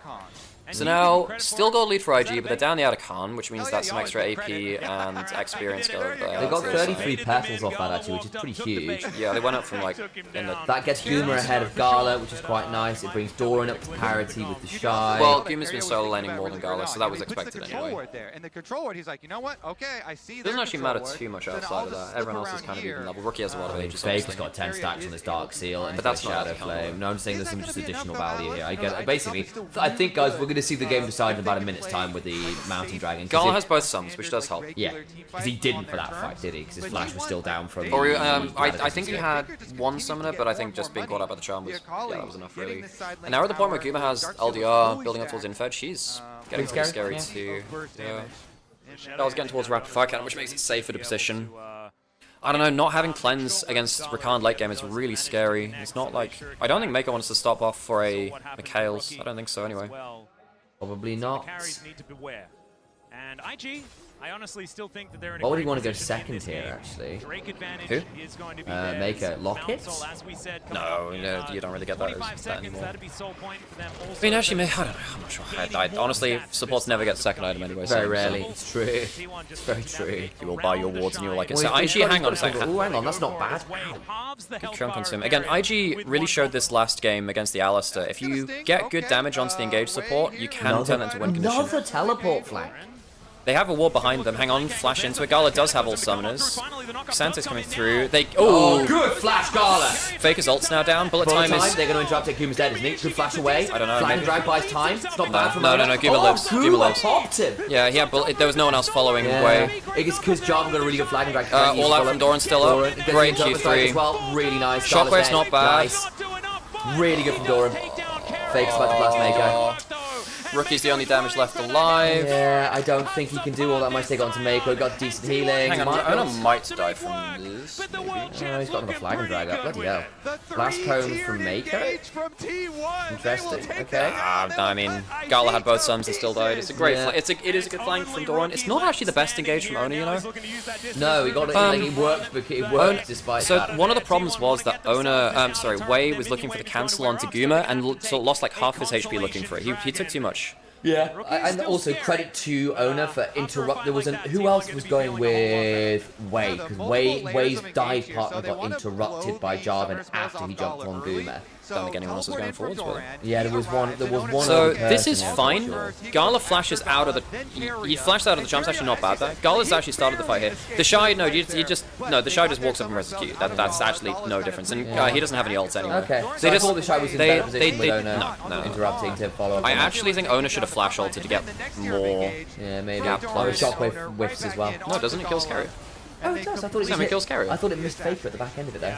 He was trying to get both. He gets one. I don't think that's too bad. Oh my god. T1 are just very good at teamfighting, aren't they? Look, this is a hard comp to play, folks. It's a very hard comp to play, but T1 are very good at these kind of scrappy, miracles flank comps. I definitely expected Guma to die or have less value in these fights he's had in the last two, to be fair. He's done very well on the Misfortune to get If it's value. just Wei heading towards him at half HP. Yeah. No, I'm just in general, right? I was expecting it to be a lot harder to get value out of the Misfortune. Yeah, if there was like a shockwave on... I mean, you have Karma Orianna for double shields, which I guess you want to use that for safety. Now my worry is they lost a fight with Caitlyn Summoners. Caitlyn Summoners are just so important, because if Caitlyn ever has to go melee range to someone, she pretty much loses the fight de facto. Also, I feel like every fight we're seeing T1 get a teleport from, like every single one. Doran might kill the turret here. Yeah. He dodged on the Q3. Shockwave is... Hang on, Wei's here. Goes on to... Hang on, Guma's caught out here a little bit. That's pretty good. That is... Will time does nothing. Oh, right. Wait, this is Baron fight. This is Baron. Yeah, they lose AD carry and top laner. E lands from Faker. He's going to try and do some crazy stuff. He's got to get something. Oh, the root from Mako! Yeah, he got a W. Oh, nicely done! Oh my god, that's a game-saving fight. That is a game-saving fight. Holy shit. What were T1 thinking? Pathing through there was just so risky. So that's Baron. We have hope. I don't blame Faker for looking there, because at that point you've got to get something or it's Baron. No. Faker needed to do something. Like that. The start of the fight is the problem, not the end of it. Yeah. So right here, I really don't like pathing through here as Guma. It's a great angle from Wei. Honestly, Wei actually is having a very good series so far, comparative to his level as well. The Caitlyn ult goes onto him as well, just instant death. And they don't even get close to killing the Rookie. The closest person they get to killing is I mean, I guess Wei in there somewhere, but no one. They do 0 damage to them. I guess Mako gets the W down, so Faker is pretty much dead anyway. He tries to go for the assassination on Gala. Trying to get through the Karma and the Orianna shields is a pain in the ass. Why didn't Doran take turret first? It doesn't make much of a difference. The TP's still coming through. Realistically, the problem there is that Guma is out of position because he's rushing towards the play. And is the play, he does need to be there, but I don't think T1 really understood the amount of danger that Guma was in. That's pretty significant now. That's the biggest gold lead all game. It is. IG, I actually think this is somewhat of a bonus that Dragon's up in like 2 minutes, because it means that IG can't int away the Baron before they use it. That's been a bit of a problem for some of our LPL teams, is that they take Baron, go to a Dragon fight, immediately die, and they don't get to use the Baron. Does Misfortune need to go Serpent's Fang fourth? I think it's, I actually agree with that. Yeah, I think that's good. I think Karma Orianna for the double shields is really annoying, actually. And if Wei goes Sterax, then... did they... Hang on, there's teleport behind again. Again. Gala doesn't... Hang on, that's really good damage on Diana. Oh my lord, he has to flash out Fakers here, but is it too little too late? Hang on. That's a very good route. Carrier's just going to insta-die. He just jumped onto the... Gala's still dead. Gala's still dead. Yeah. Oh, is he? Oh, yes he is. Bloody hell, Faker. The E misses. Guma's flashing forwards. Oh my god, that's freaking close. Rookie lives. Oh, the interrupt strike. The clone, the Shy's still alive. Hang on, wait. Hang on, Rookie can teleport back in. They're going to have a full HP Orianna. Rookie can teleport back in. It's a late enough game as well. This teleport's not that long. Yeah, it's the empowered one. Hang on, so they only have 2 alive. Yeah.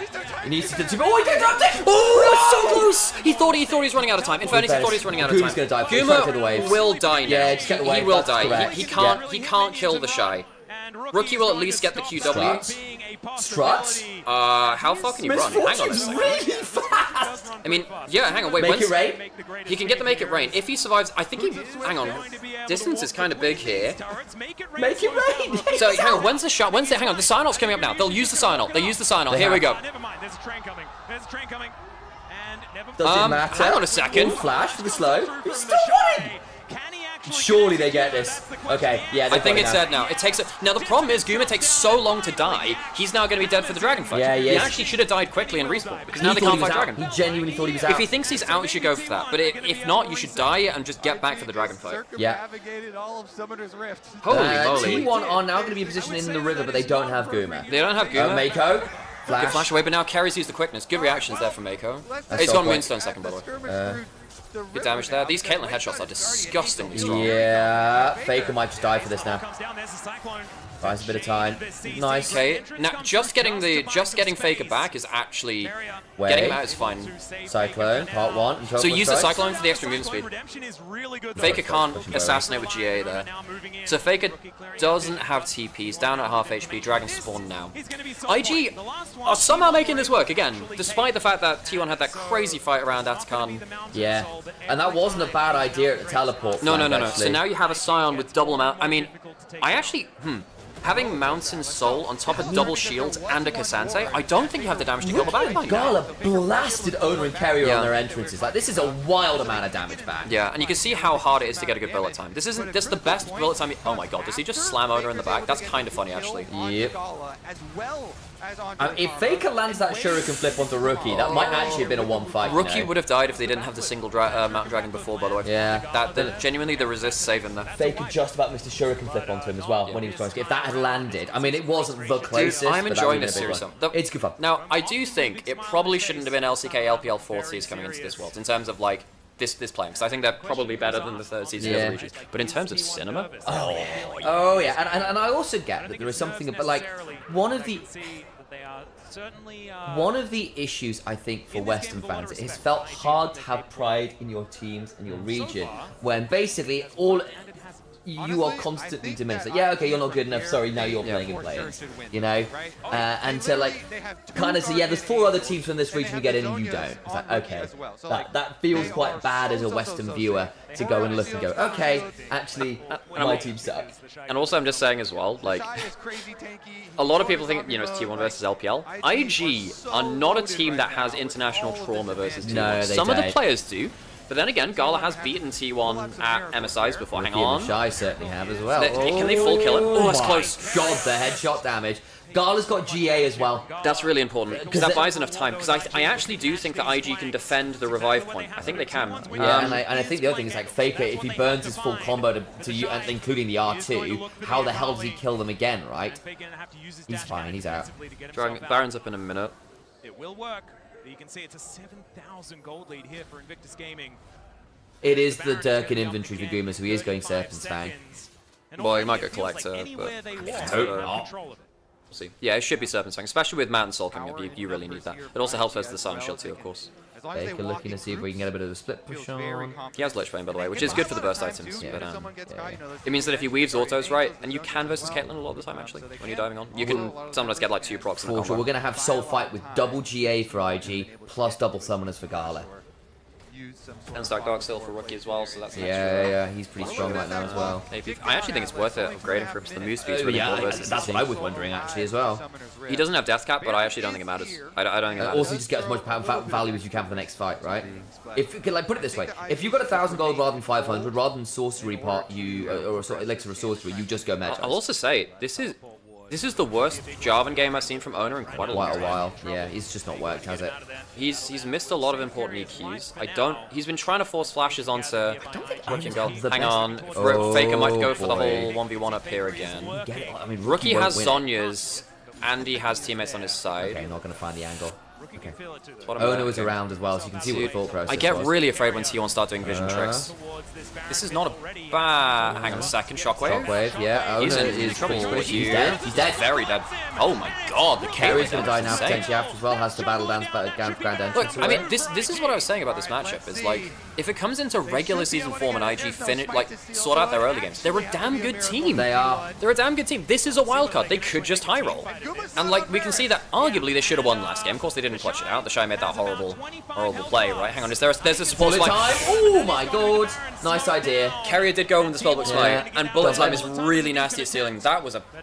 That's a solid angle. Clencher. That was a butt clencher. Solid angle. He has gone collected Guma. Why? I think he needed to go Serpent's Fang. He needed to go Serpent's Fang. I think he needed to go Serpent's Fang. He wants to get the higher crit chance, so his ult just does crazy. And then there's in fairness with Misfortune, the surprise last tick with Collector is kind of nasty. Medrise is in by the book. We do have a Medrise emote on the channel. Yep. 100% Holy agree moly. here. IG with so many advantages. Medjai is even upgraded here for a rookie. He's got the book. Feeling very the move speed is really important here, I think, because it means that T1 don't find the engages quite as easily. 4-1 split push. Mako spots out Carrier. Yeah, they're just checking the bushes. I think the biggest thing which IG have done well in this series, which teams sometimes fall apart to at T1, is making sure they have that just like the 1% ward, where it's like, they might go for a teleport here. We'll just put down a ward to cover it. They've been very good at putting, like right here, they're pushing, when they're pushing up, they're making sure that they have enough angles warded off so T1 can't get an easy teleport onto them.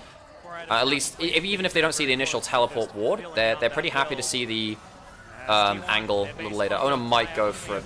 Hang on a second. Oh, yeah, oh, hang on, they've got Shockwave as well. Yeah, oh my god. Flash. Bullet time angle, not enough. Okay. Okay. GA. Yeah, Faker has his passive. Does it matter? No, it doesn't. And he's dead. Yeah. And Faker just can't. Faker's had a good game, but it doesn't matter. Yeah. It's a comp diff and Mansell diff. Yeah. Who do they kill there? Hang on, they don't kill him. Yeah. Okay, right. Rookie trying to get the bullet time. Oh my god, command attack distance. They still have both GAs up. They still have both GAs up. Hang on. Both GAs Faker. Doesn't matter. That's all it matters. Okay, we have a series. Thank God we have a series. Thank God we have a series. Oh my god. We won a game! Holy crap. Pretty spicy this year. I was gonna say I can go into the rest of the world's happy. We need to win the damn series. Okay? That's the requirement. That's the requirement. Oh my god. Well, 1-1 arguably should have been a TO. If the Shy didn't mega in, that's a winnable game. And I'm not gonna say it should. Okay, I'm not gonna say it should be, but like that game one was very back and forth. They threw a very controlled game in the first game with Infernal Soul. All right, damn. Absolute cinema. Series like this, I was not promised this, but I'm here for it. I mean, it's been a nail-biter. It feels like both games have been constant moments back and forth. So hard to predict at each point of the game who's going to come out ahead, and it's been down to every single little moment, little outplays, little just displays of talent from each side. Should I go buy some breakfast? Yes, please. Let's do that. Right. I've run some ads. Guys, how's it looking before I leave? Any notes on production, on setup, on mic volume and stuff? Basically, what we realized is, look, we're not casting it. I mean, technically, we could cast like this. We could do it, but it's just annoying to have Sam's room set up like this, I suppose. Yeah. I guess we could do it. This is the public space. Yeah, true. But then that means I have to take my audio setup away from my PC, which I use. Whatever, anyway. But yeah, no, it's been really cool getting co-streaming rights and get to chill out with you guys. Hell yeah. Of course, it's our first time doing a World Co stream, so we're trying to figure out that again, really. We can like green screen some stuff potentially as well. Oh, by the way, I have a surprise for the stream tomorrow or the day after. Sam knows what I'm talking about. But we thought, you know, we have a many-legged green friend which we'd like to pay tribute to. Yes, indeed. So don't worry about it. Don't. ASI enjoys no. Don't worry about it. Just don't worry about it. Don't worry about it, guys. No. I haven't bought a living grasshopper, or technically a dead grasshopper. Yeah. Oh my god! I'm glad we actually have a series. Yeah. Let me go get some food for us. That's coming on flanks. Multiple cuts throughout this game. Really well done. So like IG is a new beast. Oh god, yeah. Okay. Oh Sam! My god, the trip hazards are real. Okay, that's a ring light. It's just the ring light. It's fine. Fucking hell. This look. Our current setup is really kind of janky, folks. Yes, hello. Because despite Faker's flank, despite Carrier's flank, it was just impossible to touch him. Yeah, and eventually even they got to the point okay, yeah, I can. Oh wait, we're using maybe not. There was yeah, so or you put it into the laptop. That works fine. Sion became unkillable. The Wukong was hard to deal with, and they just kind of started to lack the damage when it got to those later fights. I just love the adaptation there from the Shy. After the big int moment again, he's like, you know what, I'm putting on the bossy costume anyways. He puts on the Sion game. Like, you're right, could not touch him. I love the Sion in a game like this where he's able to just stack up and like that bot lane fight that was going on for so long where he was like, hey, I'm here for as long as possible. Orianna gets the base, Rookie TP's back, and then this is actually a game that is like a nightmare for all AD carries. Yeah. The MF running cross map, the Sion still catching him, Gala fighting for his life. I love it. And you come in for the defense boy on the Rift here, and I feel like this Sion especially was buying a lot of time for IG to find the perfect positioning to keep the hand on He's fight. very, very good I mean, I feel at like making sure so that reaction flashes is the best. You saw some Sam, do you mind just hang on, the MF autoing this Sion. I can't even imagine how long it takes. Focus the camera on me if you're going to be on for a while. Just focus in on me a little bit. Cool.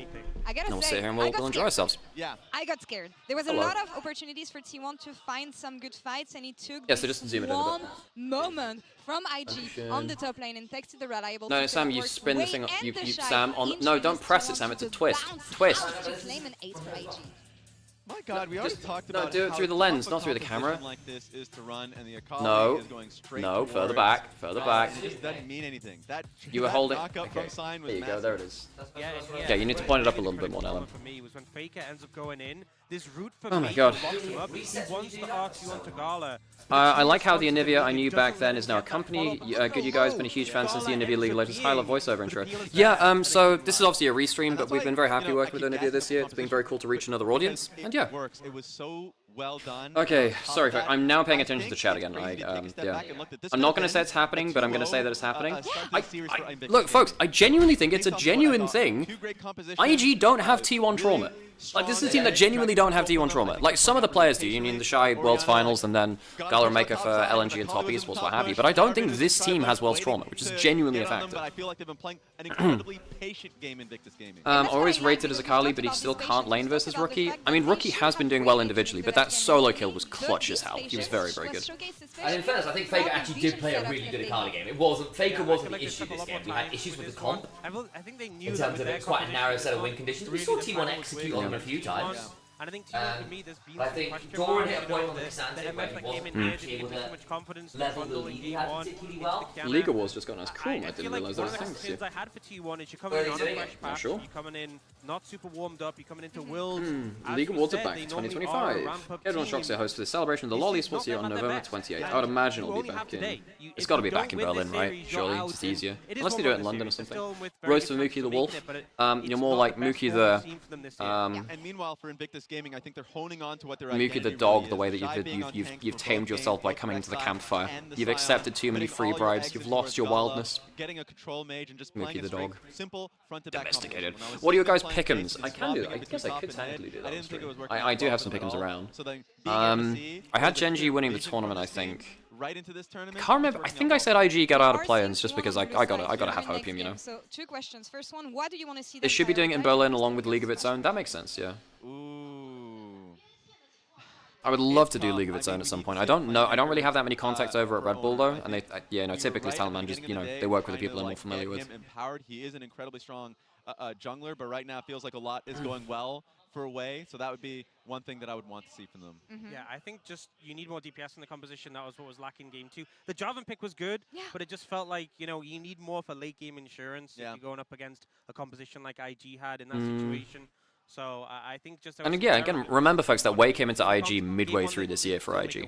Like they were playing with JJ at the start of the year. Wei had to come in to kind of bail them out. They were really struggling for a little bit, IG. I can Now Galar's the Prince of Pentas? Yes, he is. I've been trying to... Oh, it's back. It's back. He has the IG jacket? Oh, that's swag.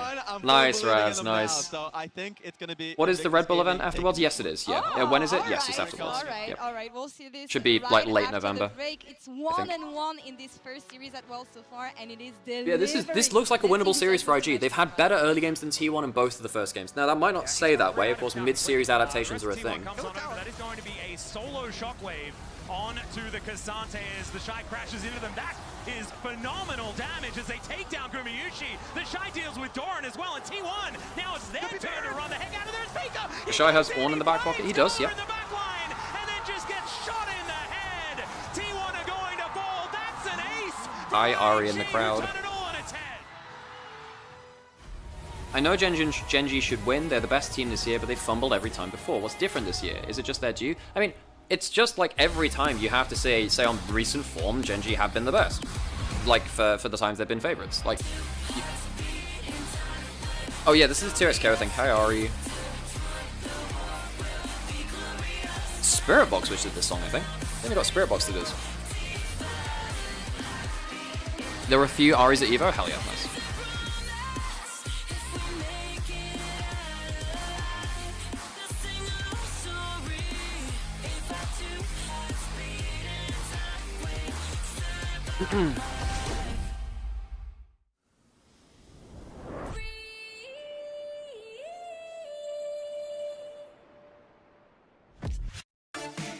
So, okay, let's have a think about player versus player value. Who do you think has played better than their opponents so far in this series? Because I think, like, Doran's been fine. The Shy obviously had that massive in game 1. Over the average, I think actually the Shy's been playing a bit better than Doran. In terms of laning, and then that Sion was really impactful. In terms of jungle, I genuinely think Wei has been more impactful than Ona so far. I genuinely think so. Shout out watching from the Philippines. T1, let's go. Hey, good to have you, ENG Wei. I think mid lane, it's a bit of a wash. I think that Faker's had some incredible individual plays, but I think that Rookie's shockwaves are also very valuable. Maybe just edge Faker though, though I don't think it's been crazy difference. Hey Vestine, how's it going? I feel like with this camera, you need a cat on the couch with you. I'll do you one better. I'll do you one better.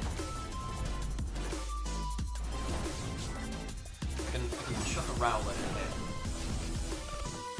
We've got a Rowlet. Oh, is that gonna be out of this? Yeah. There we go. Rowlet on the couch. I have a seal I can put on the couch as well. Red Bull gives you we have a chubby Rowlet. That's not a cat, it'll do. It's... Where's long... hang on, I could get long cat and short cat. I could do that, yeah. Damn, this is some industrial stuff. Nice.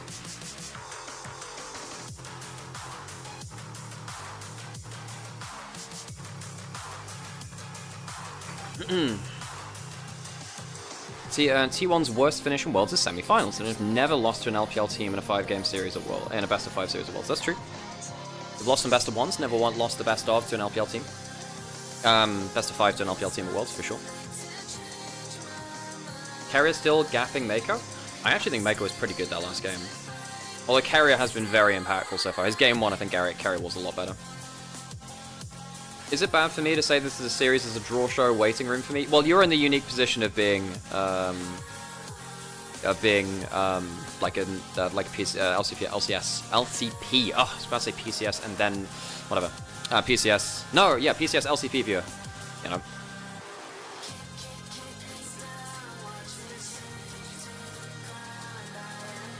How's everyone else reacting to it? Oh, I saw that I'll Dominate might be C9's assistant coach next year. LCPCS? Yeah. Yeah, that's the one. Good to see you, Vestian, by the way. Oh yeah, we are trying to set up, because we don't currently have it set up to have Discord calls right now, but I think we can get it set up fairly easily. I think I can get headphones out of that, Sam can get headphones out of that, and then we should be fine. Should be okay anyway.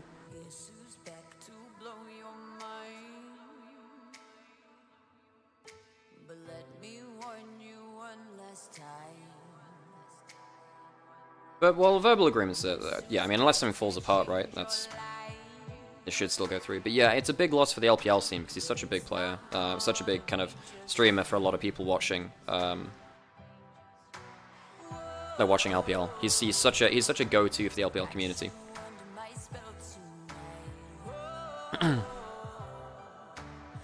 Get Monty on one of the streams? Hey, yeah, I always love hanging out with Monty.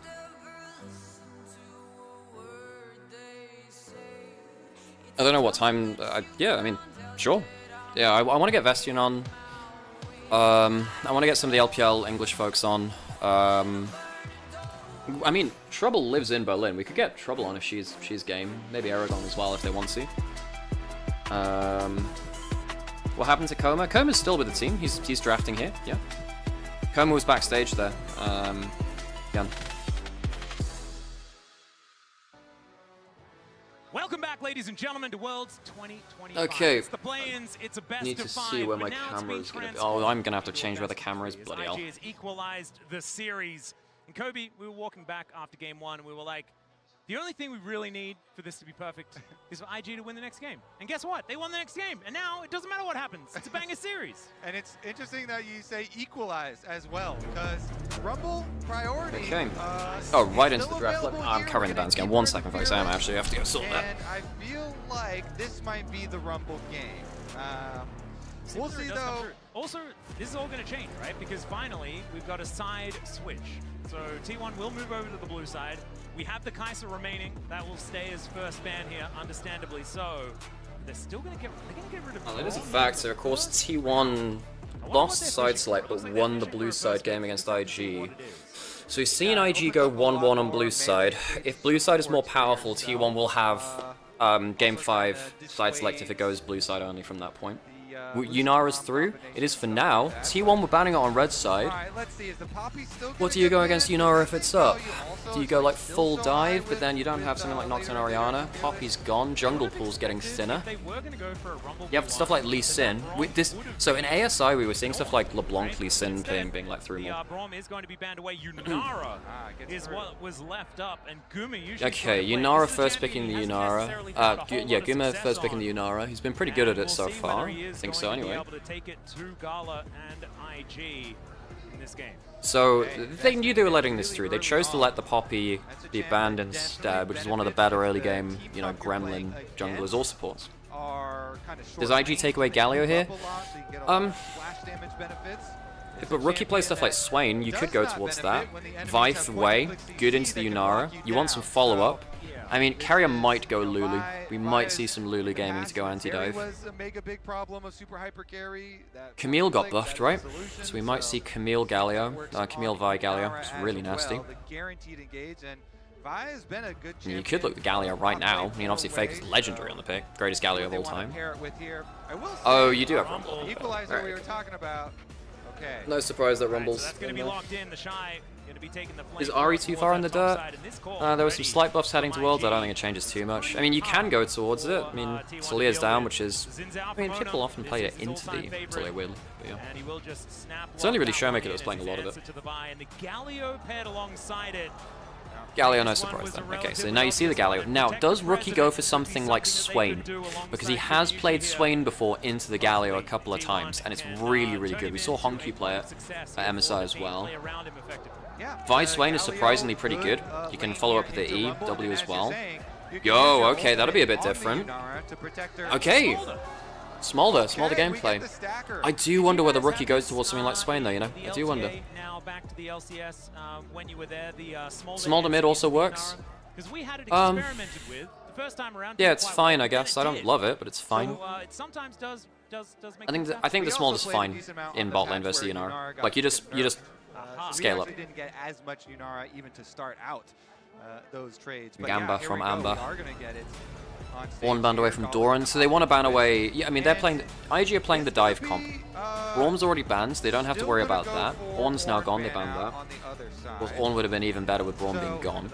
Yeah, I mean it is Faker as well. You know, weirdly enough, we saw Fnatic play Vi Tarek. That might actually be an option here if IG had been picking that up in scrims and T1 pick a melee support.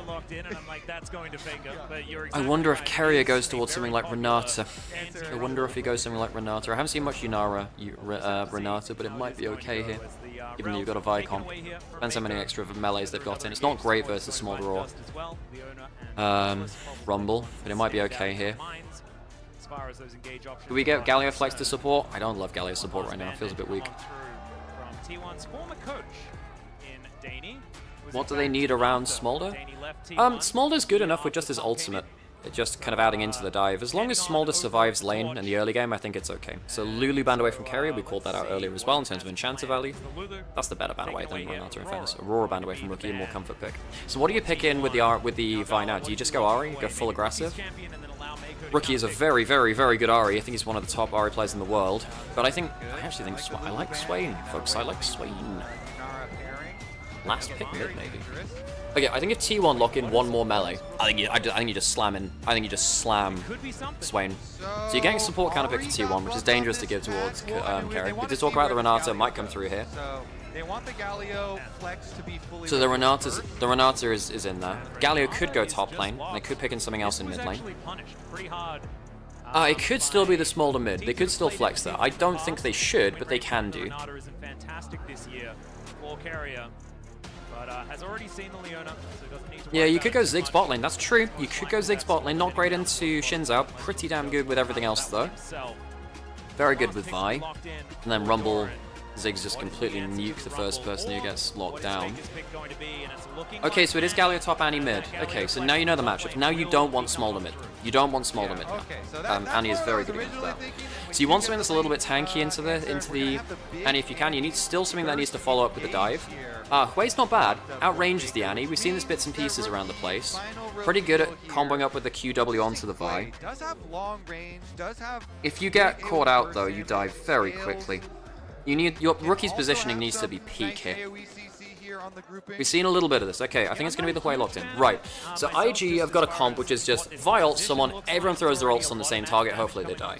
On the other side, T1 have Galio Renata to try and save that target. Shinzao is very hard to kill. Most of their damage is coming through this Yunara though. Grand majority of their damage is coming through the Yunara. But if the Hui scales, like you say, you might see Yunara switch top lane, do the Taeyun swap, play it against the Shy, put Doran bot lane. We have seen a bit of that, no surprises though.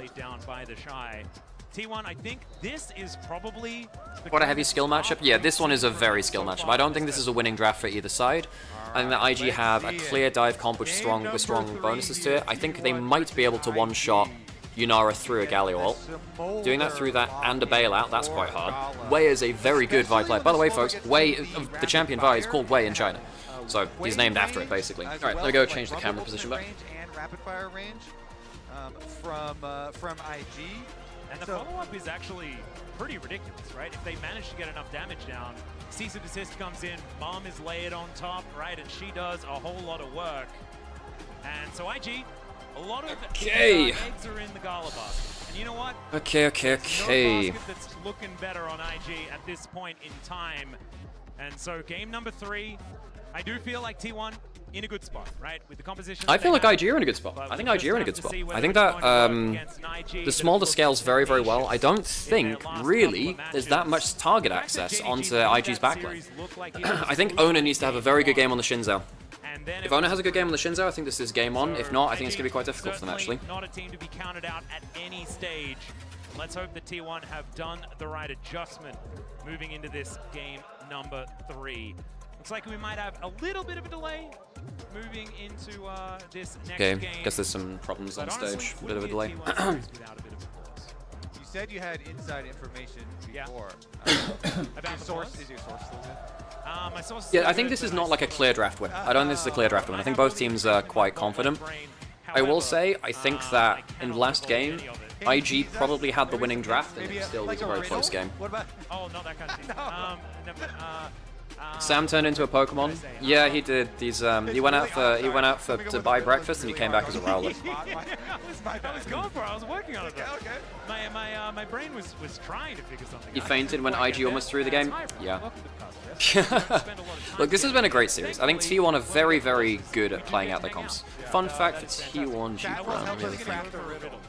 I was just gonna like say a word silly. Owls can rotate their heads 270 degrees. That's why they can like look almost all the way around. Is one of your greatest pieces of and work. owls are often known for being wise because they have like giant poofy heads and giant eyes that makes them look very intelligent. Their brains are very, very, very small. In fact, owl eyes are not round shaped, they don't wiggle in their sockets, they're mushroom shaped. So like the outside of it's like this and they have like a root which goes into the skull, which means that they need more head mobility to move their eyes because their eyes don't move on their own.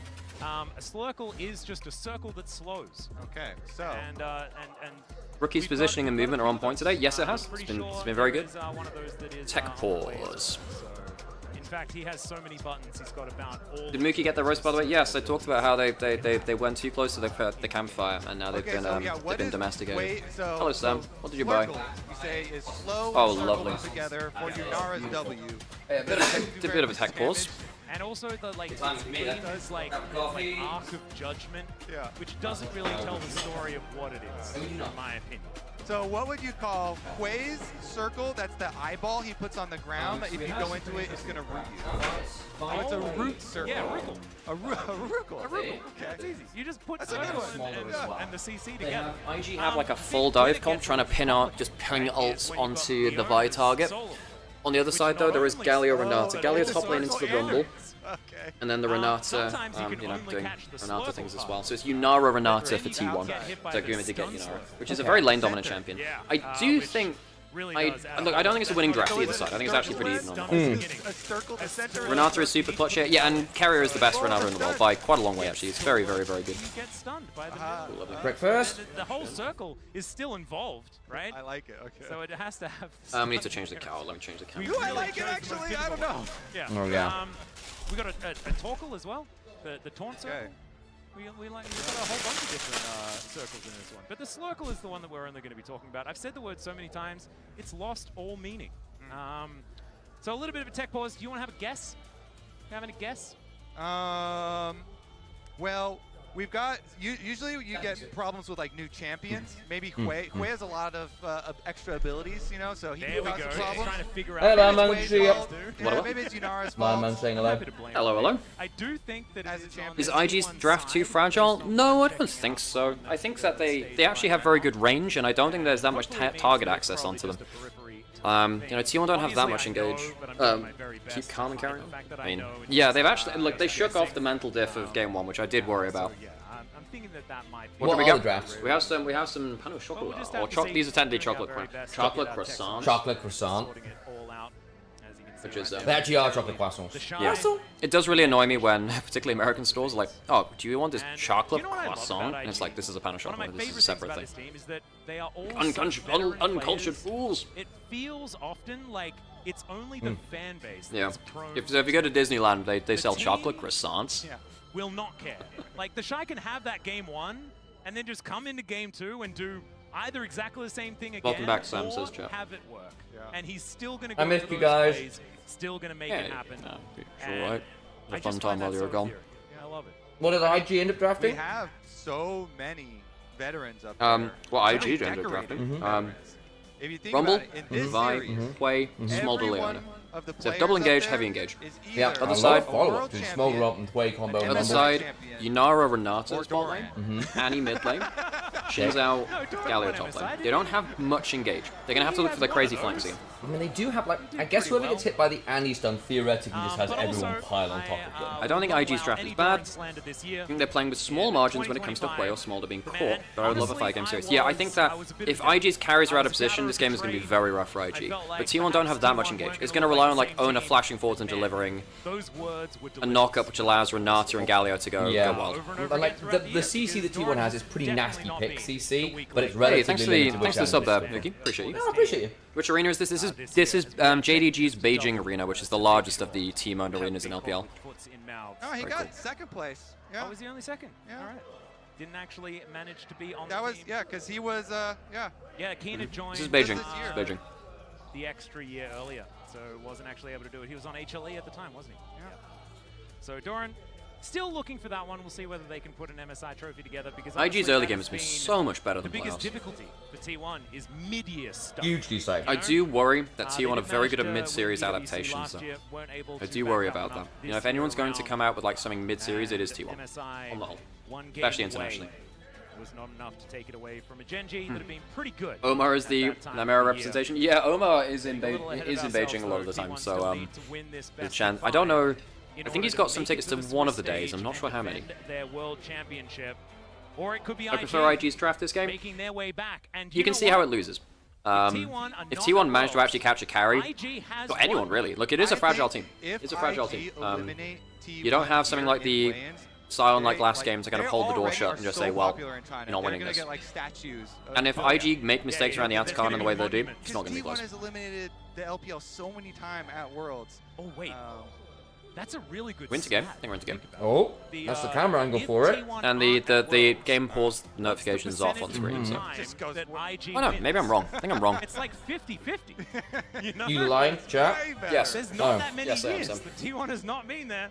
And one of those you ever seen me live before? No, I'm either correct or lying, so I'm never wrong. Wait, some video games? Roast for Harold. All right, here we are, ladies and gentlemen. As opposed to Harold, who is either incorrect, is incorrect and lying. That's so confusing. He's both incorrect and lying. Nothing super crazy there, stamina-wise. The big thing is Galio having aftershock, not phase rush. Very true. It helps you with your early trading versus Rumble, but if you're ever caught out, you stay caught out. Sounding pretty ready to get back onto the Rift for this one. You got shown on the Chinese broadcast? Yeah. Omar got Nymaera sign on the broadcast, which is very cool. As in one of the flyovers of the camera. It's very cool. I just want to give credit with the Smolder. Yeah, if someone does get caught out from T1 on the other side, like if Smolder gets stacked and gets an ult and a Q off, and then Hwei gets ult QW, someone dies. So someone is very dead at that point. Molten Shield start for Faker. Q start for Rookie, no surprise there. That Wukong game definitely out. Owner's trying to walk in towards Raptors to get a ward down. As the Gyos go out. The Gyos come out.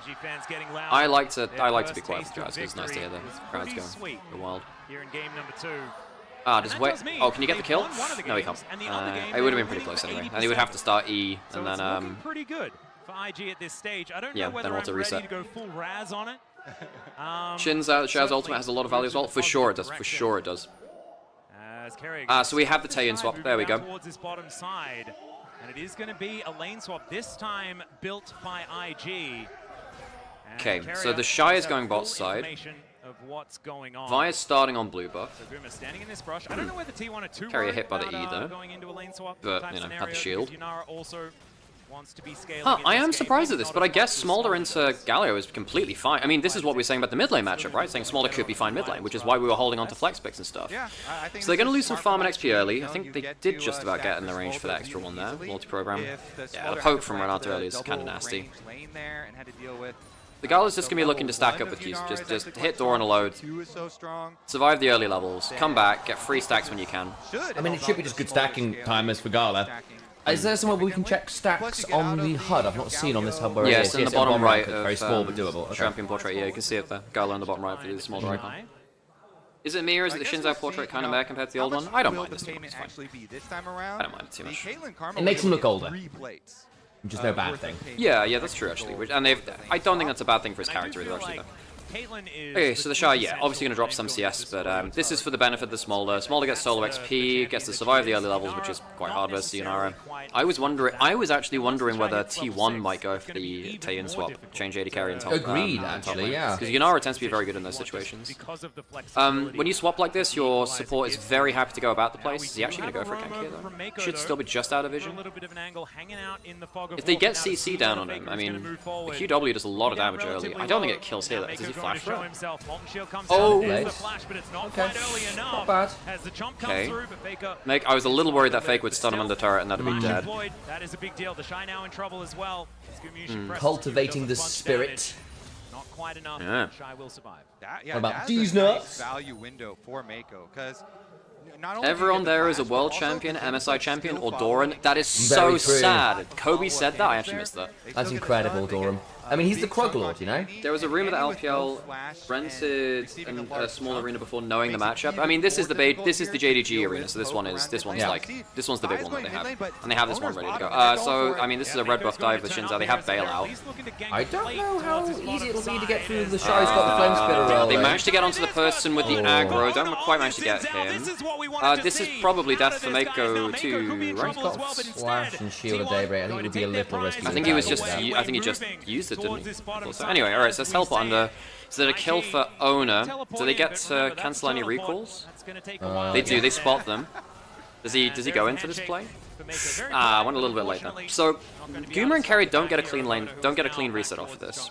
Gala is stacking fine in topside. I mean, they go for the Faker's having less fun now against the play. Especially with flashdown, yeah. Don't mind us, and then Carrier moves up. Can't stop the recall. Hang on, Carrier stops the recall here. Right onto the Shy, gets the rumble, they lock him up. I mean, Owner getting the kill early is good for him. Owner's had a bit of a rough series so far. Yeah, it's not what I'm expecting from him. Again, I came in expecting Owner to be... This could actually be a bit rough. Hang on, who's coming down here? Is anyone else? No, Owner's on the other side of the map. Do they... With bailout, I think this I don't think this is worth it with the Nymaera coming over, right? They should know the reset timing. They want to deny some farm over here. If they get a handshake and turret, that's actually a bit of an issue for the Shy. Wow, he's not taking turret at it, but he doesn't have very much damage. No, not yet. He's got a pair of boots, and they're brown ones. For me, the weak point of T1's draft is Annie. I don't like it that much, but I understand Faker didn't have much else to pick there. What it does is stop something like Swain getting picked into their draft, which I think is really giga. That's like insane in this draft. But this is one of the issues with the World's patch that people were theorizing is, you know, does Faker lose some of his comp champions? Faker doesn't have flash. I mean, Maker dies first, maybe? Nice. No, he doesn't. Wow. Owner doesn't have level 6. Does he get off the kill? No. Way might be able to run Carrier and Goomer here. Bailout damage. Oh, good double win becomes lightning. Bloody hell. But then walking across the molten fissure, look how much damage the Wayne did over time! Oh, the Shy, shoot! Don't get the bailout, they don't get the bailout. Yunara's got a ton of damage here though. They don't have the AD carry. Bailout. Hang on, wait. They don't have the bailout. They don't have any damage. They don't have any damage. But what about Rookie's ability to QW Owner? He's out of range. He's the QW, flash out of it. Rookie still has flash. Yeah, no, he already used his Q in the combo, so. I wonder how long it would take. So T1, so IG's early game not as good this game. Not as good this game. I think, I don't know. Punish Faker having his flash down, but Owner is really strong. And the Shy, I mean the Shy flashing in like that, I don't, hang on a second, that's actually not a bad play. They can actually kill him, maybe. Area, bailout angle, Baron spare. QW kills on here, maybe? Okay, very good kill, nice! Faker's really been struggling. Okay, really good stuff, Rookie gets a kill. I mean, in fairness, they put a lot of attention, but it's working, right? I mean, in terms of the lot of attention, it's not that much time though, is it? It's like no, it's not. It's like 2 look-ins mid, and they've both been successful. But they've been very efficient look-ins, haven't they? Yeah. They just had previously an over 1,000 gold lead, but it gets chopped down immediately as Mako and that was clean from Rookie Maker. Yeah, it was. I mean, as soon as the Xenoblade lands there, it's like freebie. I do think that T1 do struggle against Quay if he's in the right position. He has level 6. I don't love this. Mako doesn't have flash. That might be a deadly on it. Trying to stop Goomer from getting into the play. Mako's dead. Annie over the wall. Nice. I mean, we haven't seen Smolder do anything this game yet. Goomer is a little early, to be fair. I mean, yeah, no, for sure. But like, it's rather like, what I'm saying is that he's not been part of the game yet. What happens when he gets into it? I'm a little worried that IG are like giving early gold over to Goomer and Owner. Like, I think the Shinzao needs to have a really good game this game. Yeah. If Shinzao gets into the backline, that delivers Doran, and that's a big problem. I mean, Faker Flash Tibbers is good angles. I suppose that's the one big engage that they have. I'm getting Owner ahead is a problem. Doing crazy things. The Shy has Equalizer. Handshake. The Shy, friend. Where's the Equalizer? He's just dead though, isn't he? Maybe not. So they get Dragon. Goomer's dead. Goomer's dead here. Surely he's dead, right? Bailout. Not enough. Yes, it is. Yes, it is, Sam. Don't say it too early, Sam. Don't say it too early. You're baiting me. Ugh. Maker's dead here as well, probably. I thought it was well in time. It was well in time. I genuinely thought Wei wasn't going to go down quite that quick. They had another set of Shinzao cooldowns. Yeah. And Shinzao was now 5-0 and 1.4k up. I was not expecting the win. It was well in time. What does kill Wei in the end? Was it the wind becomes lightning just smacking him in the face? He just goes like EW, I'm pretty sure, right? And then like, in terms of the Equalizer, it's whatever, but he's taking too much damage. Good damage onto Goomer, but then like Owner just like, that's what I'm saying. He just eats. Yeah. Shinzao early game. I honestly thought the blast shield was going to buy a bit more time than it did. It wore off faster than I expected.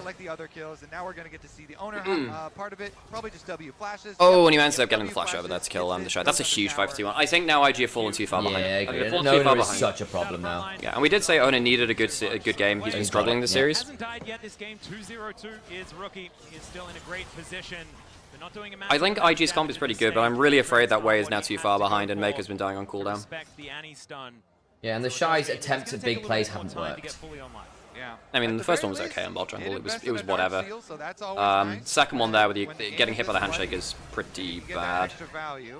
Rookie's doing well in mid lane. Garl is still stacking up 83 in 9 minutes. That's not bad, actually. He's stacking up Cull as well.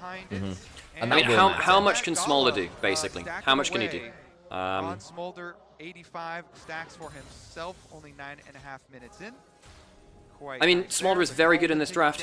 It's very good in this draft. Cleanse Flash, good summoners as well, obviously. I think Carrier is having a very good game as well. The Renata's been very on point. Yep, he has. But then again, IG have been taking fights into the Renata and giving them the option to do it, and they've been... The bailout's pretty much won them, what, 3 fights now? Yeah, but IG have gone into fights knowing that that is a thing, you know? Good catch out, Doran. We've not seen a Galio ult yet, have we? Nope.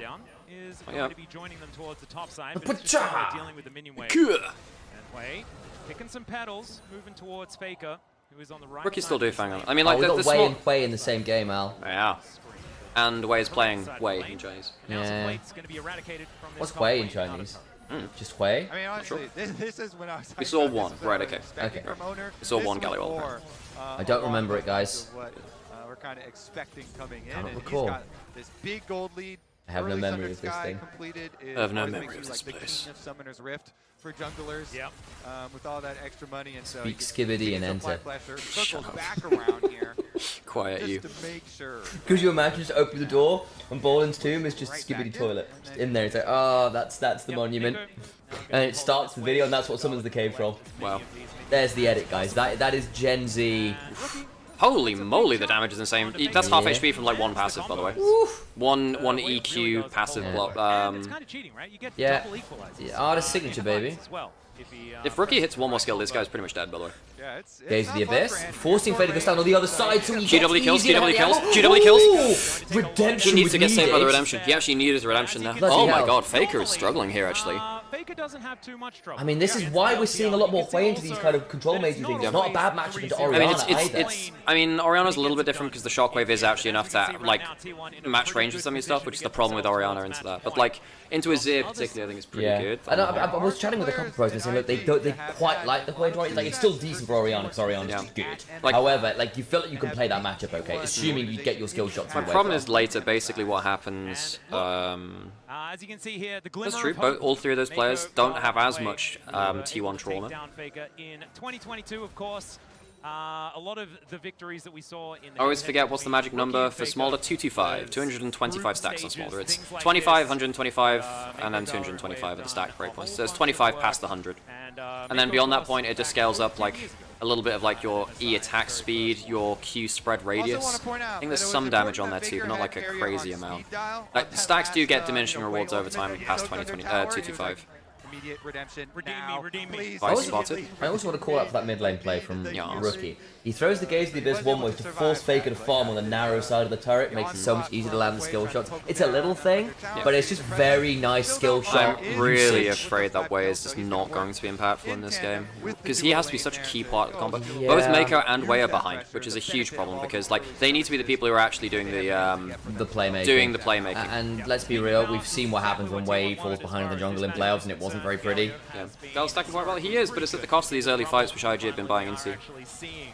Those two champions going head to head. Orianna's more of a lane bully compared to Annie. Annie needs a good matchup a lot of the time. Good passive. Oh man, Wei passive, if you ever get it on, is so annoying. Blackfire Torch is really annoying too. Good damage. That's a lot of ability. They kill Faker here. Yeah. If he's in range. He doesn't have stun. Faker's not going to get anything down, I don't think. Yeah. Holy moly! There we go. The Vi Wei is really silly because basically Wei acts as a spot. Yeah, but they're giving up a play on bot side for this. So they've used the Vi ult. Gala has no ult, he used it to clear bits of the wave. Ona's there, he's spotted. It's enough wave from Gala, they did get Dragon. So it's kill for Dragon basically in terms of the trade of things. Smolder's at 127, he's stacking fine. He's stacking fine. Delete the mid lane there. That was very nicely done. Equalizer top side. The Shy wants to reset.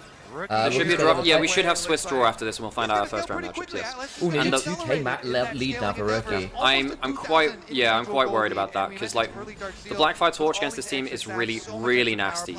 If Rookie escapes the initial engage and puts down a QE, the Molten Fissure, it's nice. Recall back's always nice to stop. Recall backs? Recall cancel. What is a recall back? It's only that bit that goes. Right. That makes sense. It's a rugby play. A recall back, where your backs are gone too far, and you need to recall to deal with, you know, your number 15 under siege. You know. Yeah, the recall back is like when someone's gone to an international team and then recall back to regional play. Exactly. So Rookie's going. I mean, I might go Bloodlight as second for the Rumble. Yes. Is doing very well in the opener, so. Colors stack. That's true. Yeah, colors stack.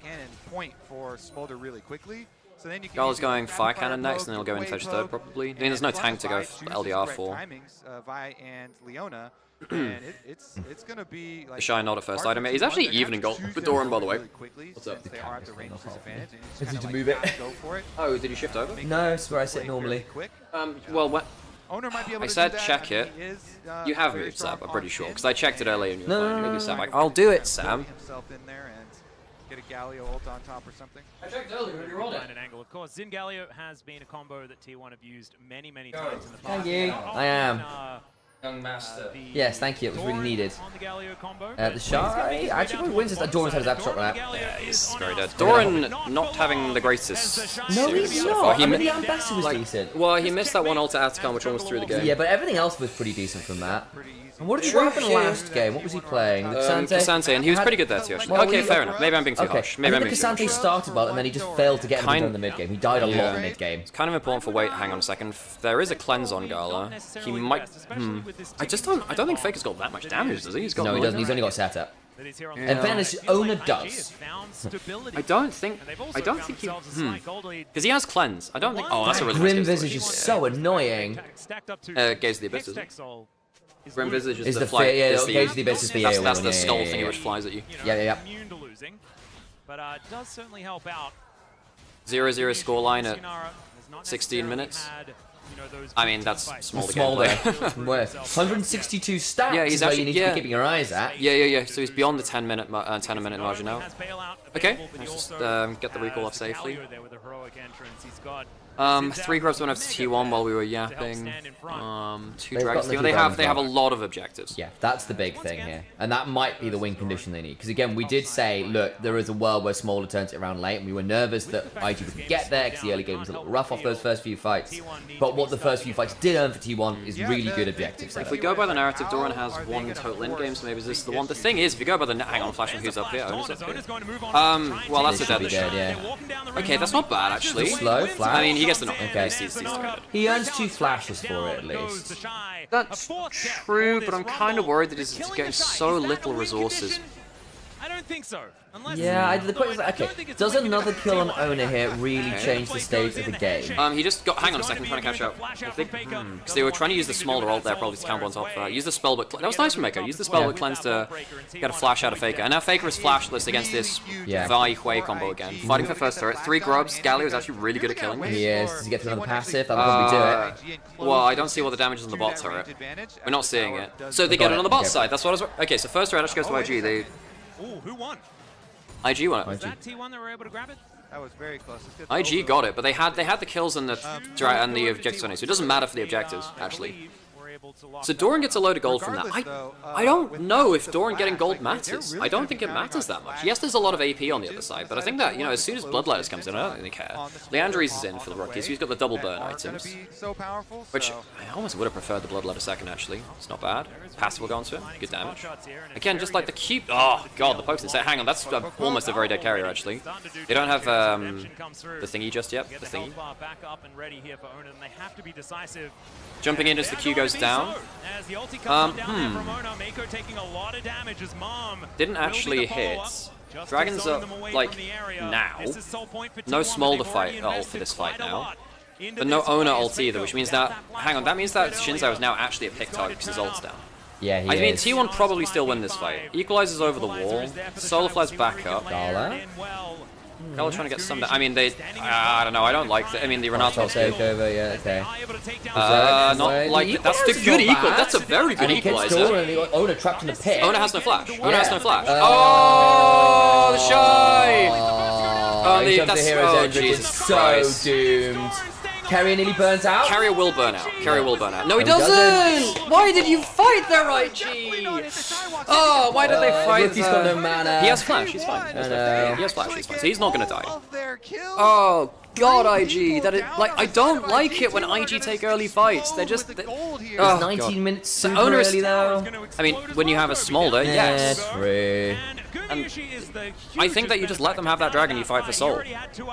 This is a problem with LPL teams. I think that LPL teams do just sometimes take fights when they feel they're obligated to without... So for instance, in game 1, T1 gave a free soul and they won, because they didn't fight that. I think that makes sense, right? Yeah, I mean, I think you could just play for mid-turret or something, right? Exactly, that means not fighting dragons, Sam. I'm agreeing with you. Yeah. What did you think I was doing? I thought you were saying, like, well, yeah, well, that's what I was confused about, because it seemed like... And in fairness, like, the start of this play looked... I think it probably was playable. They didn't screw up the split combo. And I think the shy getting caught there means they lose a lot of damage. Gala's not there yet in terms of big damage either. Rookie actually gets a decent combo, they're just... They don't have the gold yet. They don't have the gold yet. And I think it was a splitting damage, and it wasn't the best execution, which didn't help. I do wonder whether they could have executed better and potentially won it. But either way, it was a risk that they could have taken something else. I understand not wanting to give Hex soul point, but do... I also maybe would have preferred Rookie going towards the Bloodletters. I know that the double burn is nice, but Bloodletters is such a good second item when you're double AP, especially into a Galio. From that point on, Rookie had no mana. Was not actually able to participate at So Goom is now, you know, 1k ahead. Owner is just having a ridiculous game. That being said, but IG 4 into Shinzo Renata early. Are we going to get an Atacon in? All ults are up for IG. 2 items. Galio doesn't have ult for a bit. That might not really work. I mean, is that a big break point? I mean, you can hold choke points with Way pretty well. You have teleport for Run Shy equalizer will be pretty annoying for those as well. Yeah, you guys have too many equalizers effectively. Does Gala have 225? Yeah. He must be getting pretty close actually. Gala got some. 219 stacks. So if he gets one more wave, he'll get 225. He'll get it mid-fight if he's lucky and doesn't die like immediately. Yeah, eyes on Gala's number. Yep. His next wave, they're trying to. They're trying to force on 225, I think. Yeah, they are. Understandable. Okay, there's another hit Q. That's. They'll get it off this wave. They'll get it off this wave. That's 3. How much is he on? 223. Get that. Oh, he greeted for it. He survives. No, he doesn't. Oh, yes, he does. No, no, Sam. Okay, he's out. He's out. Watch for Dora. No, he's dead, Sam. He greeted for 225. Man alive, I thought he was out. He greeted for 225. He did. No, yeah. He greeted for 225. And you got hit by a Shinzo W. Like a free Shinzo W. Yeah. Yeah. You have to flash the Shinzo W. You can't afford to. What did he end up flashing? Auto attacks at the end. I thought he flashed. No, he flashed late. Takeover came out. Flashed after, I'm sure. Isn't it here he flashes? Yeah, he does. Oh, he does. Okay, so he flashed after you. My bad. I thought he flashed after. That's my bad memory from me. I mean, Rookie ends up saving him with the Pool of Solitude. I mean, that's just greedy from Gala. That's so sad. He missed his W, which would have got him to it as well, but earlier on in that, like... He should just let the wave head to you. The wave is coming to you. You don't have to agree to that. So he has it now, but now they're down 5k gold. Yeah. And Atacon. The Shy's had a healthy in, but at least he's even-ish in gold, but... I think Wei and Mako getting caught so much early was a huge issue, and then I think that, I don't know, I think that IG have chosen fights at the wrong points in the game for their comp. I think they were looking very good around the Vike Way, and I think that that's where they should have focused their efforts more. Like, if you have to give up dragons, so be it. You can fight for the soul. You should have enough time for that. He hit a W on carrier for 224, should have walked for another W, waited for another W for 225, yeah. And he missed a W part way through as well onto 2 people.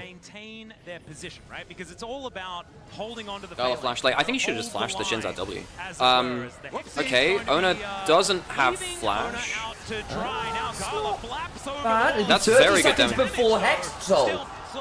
How long is he dead for? 45? Mako doesn't have ult, Wei doesn't have... I actually think T1 win a fight in the 4v5. We'll see. I think... Hang on, Rookie doesn't have flash, he might be just dead. Goom's going to murder Rookie.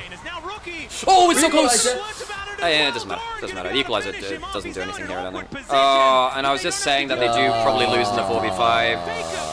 IG's So, you know what we were saying at the beginning of this draft, at the beginning of the game, saying that IG, we liked their comp if their carries are well positioned. This is the problem when they're not, because they die so quickly when they actually get caught. So we have Adakon kind of just, yeah, the Adakon was bad for Gala. That was just bad for Rookie there. They just got the... Okay, so I guess they're fighting for the dragon now. Hang on, Gala could do some work. He got hit with the hostile takeover. Does it matter? He's dead. They get that at least. Oh, execute! Gets over the wall. Oh, okay, they get that. Wow. And he hex gates out. Nah, Gala's too good. So they stop the soul. Watch Faker. He's gonna catch him with a molten shield, I think. Maybe. We'll see. Does he have flash? He doesn't have flash. I think he's out still. Oh! He's gonna die to fake it out. He's gonna die to fake it out. Yeah, it's fine. He gets a blast shield. Does Faker have the damage? Oh my god, they're gonna try and stop him getting over the... Oh my god, he had the W on him. Oh shit, I missed that. It'll cost you Baron, probably. He's buying a fair amount of time. Does it matter? But he's still dying late. Oh my god, you got 40 seconds on Baron. Did T1 really want to push the advantage? Probably not. What the hell was that? I mean... Atacom was taken by T1. Yeah. This is a silly game. We did mention that one, so we can track that one. I mean, Rookie's gone Horizon Focus. He's not going. No. That's when you. Yeah, you need some extra cooldown with this build, in fairness. I know Black Fight gives you some. Yeah, it gives you some, but Horizon Focus is a very good stat stick. This is the build which I've seen a lot. I just like Bloodletters a lot. I think Blackfire Bloodletters is a very good 2-item combo. And there's not, I mean, there is HP stacking from Doran, but yeah.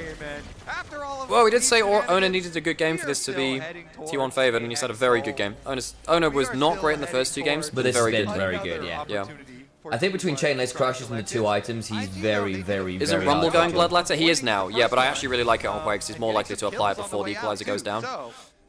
Okay, so now they have a Bloodletter on the team. Fine, whatever. Rumble ended up going for it. Also, far is Smolder off Infinity Edge? When I was talking about the Bloodletter, I was talking about it. The Shy was very far behind. Of course, he is still very far behind. I think Rookie going towards Bloodletter would have been able to get, you know, the Shy more value in the game. How far is he off Infinity Edge? Well, he's down 1.6k gold. So, I mean, he needs crit cloak and then what, like 500-ish. Yeah, I don't know how much Gala's sitting on this. So he needs like another 1,000 gold. Probably. This is like what, 2 minutes? No, 1,000 gold isn't 2 minutes. Takes a little bit more than that. So I don't know how much he's got in inventory either. And this late in the game when your minions are worth. I mean, if he gets Infinity Edge for the next fight, that is huge actually. He'll get it. No, in fairness, he probably will get it for the dragon fight. That's what I'm thinking. Yeah, which is yeah. And you can imagine they do want to claim control. The 6th man is yeah. The 6th title is for Tibbers, by the way, for T1. Good damage from Gala there. Okay, Baron started. And now the Rookie should spot feet. That could be a one-shot. Can they get it? Oh, the hero's entrance! Doesn't matter. The pop doesn't, but they're trading jungler for mid lane. So they don't have smite now. So they've got a lot of ults for it. Can they win the fight? They can't look for the steal now, but can they actually get the fight? It's not bad damage from Rookie over the wall, actually. Carrier's got a great ult angle. Cleanse immediately. They actually use both. There. Equalizer. Prince, they can't go backwards. Goom is actually going really far there. Too deep. Oh my god. That's hitting Chaos. Hang on. Gala can kill with a Q. Gala can kill with a Q. Flash Q. Yeah, you can. Look for it. Oh! Ona's got it. That's not a bad angle. He goes in GA. Mako's buying so much time. Rookie's got a lot of damage here. Yeah, he does. They've had to flash away, but hang on, Dawn's gonna get executed. Dawn's gonna get executed. Gala. Whoa! Dunks him! Oh, 225 for Smolder. We're just in the world of Gala now. It's just all on Gala. It's all on Gala. Oh Jesus Christ! Ona Blue. There's a lot of flashes blown there. I can't believe that T1 lost that fight. I just thought they'd be able to just win that. Gala. I mean, Rookie had a ton of. They stood in the QE as well. Yeah, they did. And now Rookie is now 2.5k up, and he's about to get towards like a crit bloom or something. And Carrier stepped to the ultimate and didn't respect the Mikhail's turnaround, so immediately Gala got Mikhail's. Well, so actually, Gala and Mako actually both used their cleanses in that fight. So it was like cleanse and the Mikhail's because they both reacted to the same thing. It's kind of good. So hang on, now they're hopping over the wall. Ona is not here. Well, he is. Yeah, he is. He's there. I don't like Gala tanking the Baron like that. Doran flashing out. Has to. Oh my god, okay, within 4k. Dragon's up in a minute. You have to play for Dragon, you can't give Soul. Well, they were trying to take the Baron there, take a fight, and then roll it over into it, basically. Okay, Gala should have Infinity Edge now. He does. Yeah. Oh my god. He had Vamp Scepter as well, by the way. Oh my god, the damage. Flash out from Carrier. He uses Redemption. Oh, the Shy's dead. Hang on, turn around. Oh, to Guma! Guma's gone. So AD Carrier's gone. Oh, Guma, you can't do that. Carrier's so down. Hang on, if there's any more CC, there's QW. Shitting hell, that's Keria close. had to sidestep that. So that means that, oh my god, Guma, that's a bad death. That's he a got bad the shot, death. but he died for so it. this is one of my issues with Yunara. Yunara's pretty bad in hyper late game when everyone just wants. She has, yeah, she doesn't have enough defensive tools. Smolder's recalling. And especially if she's doing her own stunts, right? Like that's my issue. You know, it's like if she's going in after someone else gone in, like by the way, Rookie has been doing some insane damage. Hang on, they can actually. Ona might be in danger here. Ona's possibly dead. Severing bolt combo. No, I don't know about that one. I think Wei no, is they're on top of the Grim Visage or the Gaze of the Abyss. I thought Wei was actually going to die. The Gala's now back. He recalled for a little bit there. No, Rookie had a really good Gaze of the Abyss angle. So basically, when they went in, they had to back up. They were going to get rooted in place and have a lot of trouble. Oh, Jesus Christ, this is so tense. Because the thing is, that now T1 do get to come back for a straight 5v5. Hang on, no, Guma's still dead. Yeah, he is. Yeah, okay, so there's no fight over the dragons. So they get this, and now we're actually into like hyper-scaling levels. IG have managed to fend off the last 2 dragons. The first one was like a crazy steal, and like sneak into crazy, and now Gala is actually I mean, Gala really in strong. the space of those 2 minutes picked up a full Infinity Edge and a Bounce Scepter, by the way. Yeah. And he still picked up a load of. That's before he got the kills. So Gala actually got a lot of gold there. And don't overlook Rookie in here. Rookie is doing some insane work. He's got the lighting jaw now. T1's comp is quite low range, and if they ever stood in the QE, the Molten Fissure, I feel like if they get multiple passive by. If they ever get multiple passive, I think their game is just over. I mean, I'm also thinking at this point as well, the Smolder with the rapid fire and all the range increases from passive and stuff, he's actually another bit of range. He doesn't damage. get range increases from. I'm pretty sure just because the W and Q splash is bigger, isn't it? Yeah, but it's not. It changes the radius from the W. For the Q, not the W. Yeah, so by that, I'm conflating a little bit, but the Q splash damage is still pretty huge. Yeah. It means you can tag things, kind of like the Misfortune kind of radius at that point with the splash. That's what I'm saying, and I think that's this is now a winnable game for IG. And I think Gala's W poke actually gets to be really also, scary. the cooldown from Hextech Dragons is pretty good too. An extra 10 ability haste and attack speed. That's not bad actually for IG. I'm so tense. I'm so tense. I noticed. Something and find it soon. Well, Guma might find an Infinity Edge soon. Oh, that's pretty good. So that would be something. That would be some big damage here. Okay, Faker is 3k down. He's not at his 3rd item yet. He's getting an item now. Oh, he's waiting for a teleport. Okay, Owners is the closest coming back up. He's got himself Bloodletter's Curse now, so he has some extra MR Shred. Yunara having the Bloodthirster does change things quite a bit. It means that Yunara actually has some extra sustain. The damage isn't as big. It's skipped Infinity Edge to go towards this. Maybe make IG come into a position where they get a really good Renata ultimate or something for them. The Shy is a Press R and Shred MR. I mean, I think it might be enough just for the slow as well. The slow is really big. You know, if you get Equalizer and the Molten Fissure down on someone, the MR Shred will just make Hui just go into overdrive. They know this. Oh, IG. Okay. Replace that ward. Rookie with a lot of extra range is able to deter. Rookie can't be too far off of 4 items, no? 3k up on Faker. Yeah, I mean, he's had the Blighting Jewel for a while now. As well. T1, I think. The problem is he doesn't have that. Does he want to sell Dark Seal? Probably not, actually. No, he'll just upgrade the Blighting Jewel. Yeah, I mean, it's on 4 stacks. The reason I'm asking is because 70 stacks.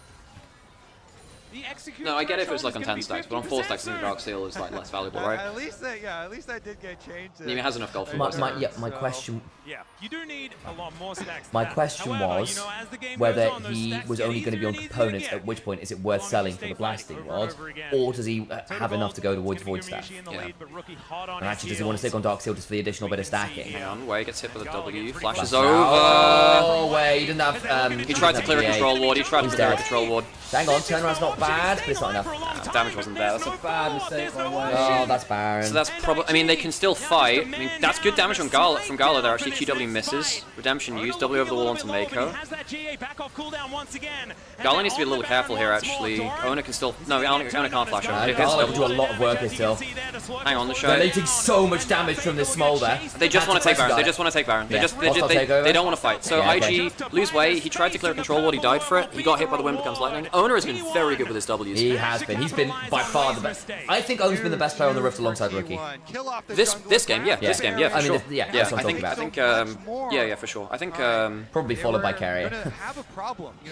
Holy moly. Okay, so Baron's now going to let T1 go into the soul fight again. That's bloodthirsty now for Gala as well, which is actually potentially That's pretty big for the sustain, for sure. Means that the slurkles from Slurkle. The slurkle. What is a slurkle? Slow circle. Slow circle. What they need to actually tip it over, because the next Dragon Soul, this is really close, actually. Just over a minute away. Like, even though T1 have the 5k lead and they have Baron and stuff, the IG have so much damage, it's not a done deal. It's just not a done deal.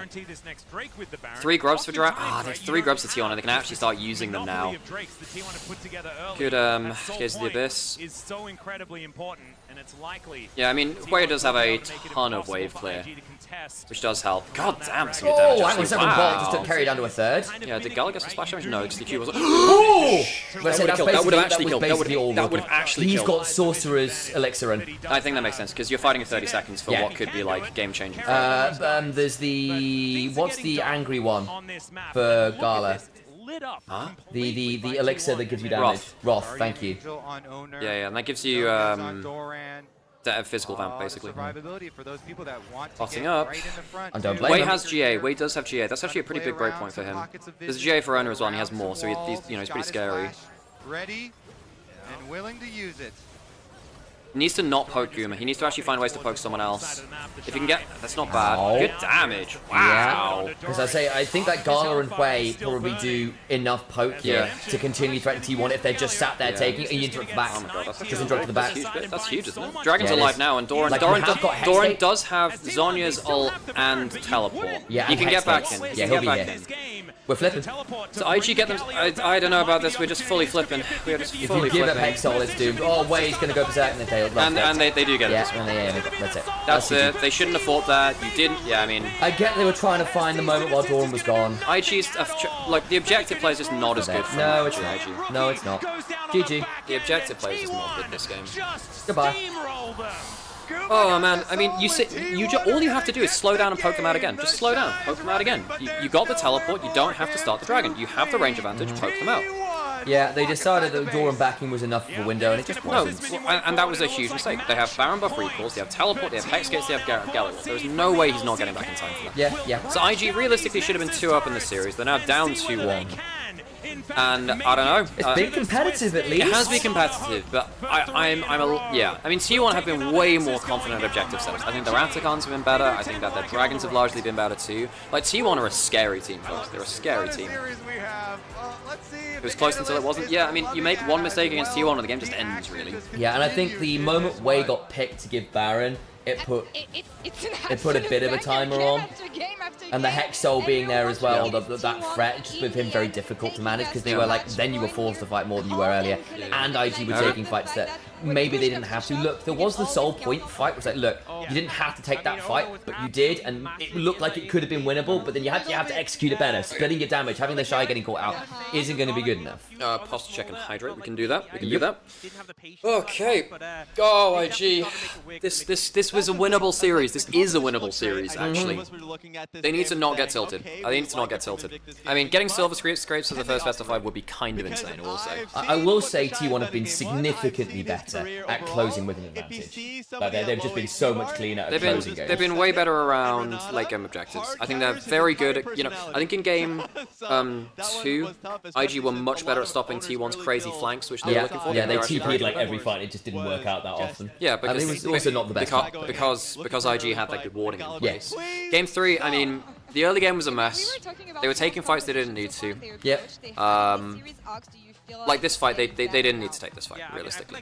I mean, you know that carries on the roam first.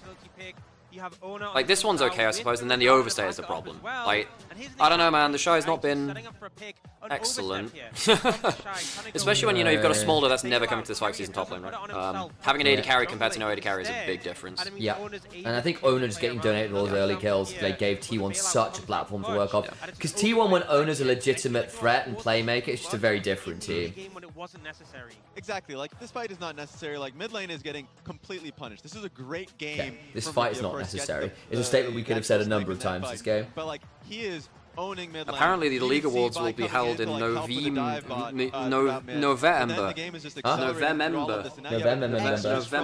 Okay. Whereabouts? Because there was a typo. They kept on trying, but there's a point. Even with Smolder, it's getting harder to make out plays. Like we saw how strong okay. came, and I feel like if they weren't at such a deficit when they got to that point, Ownershins has been so good all year. For sure it has been. For sure it has been. Okay, we've got some ads on now.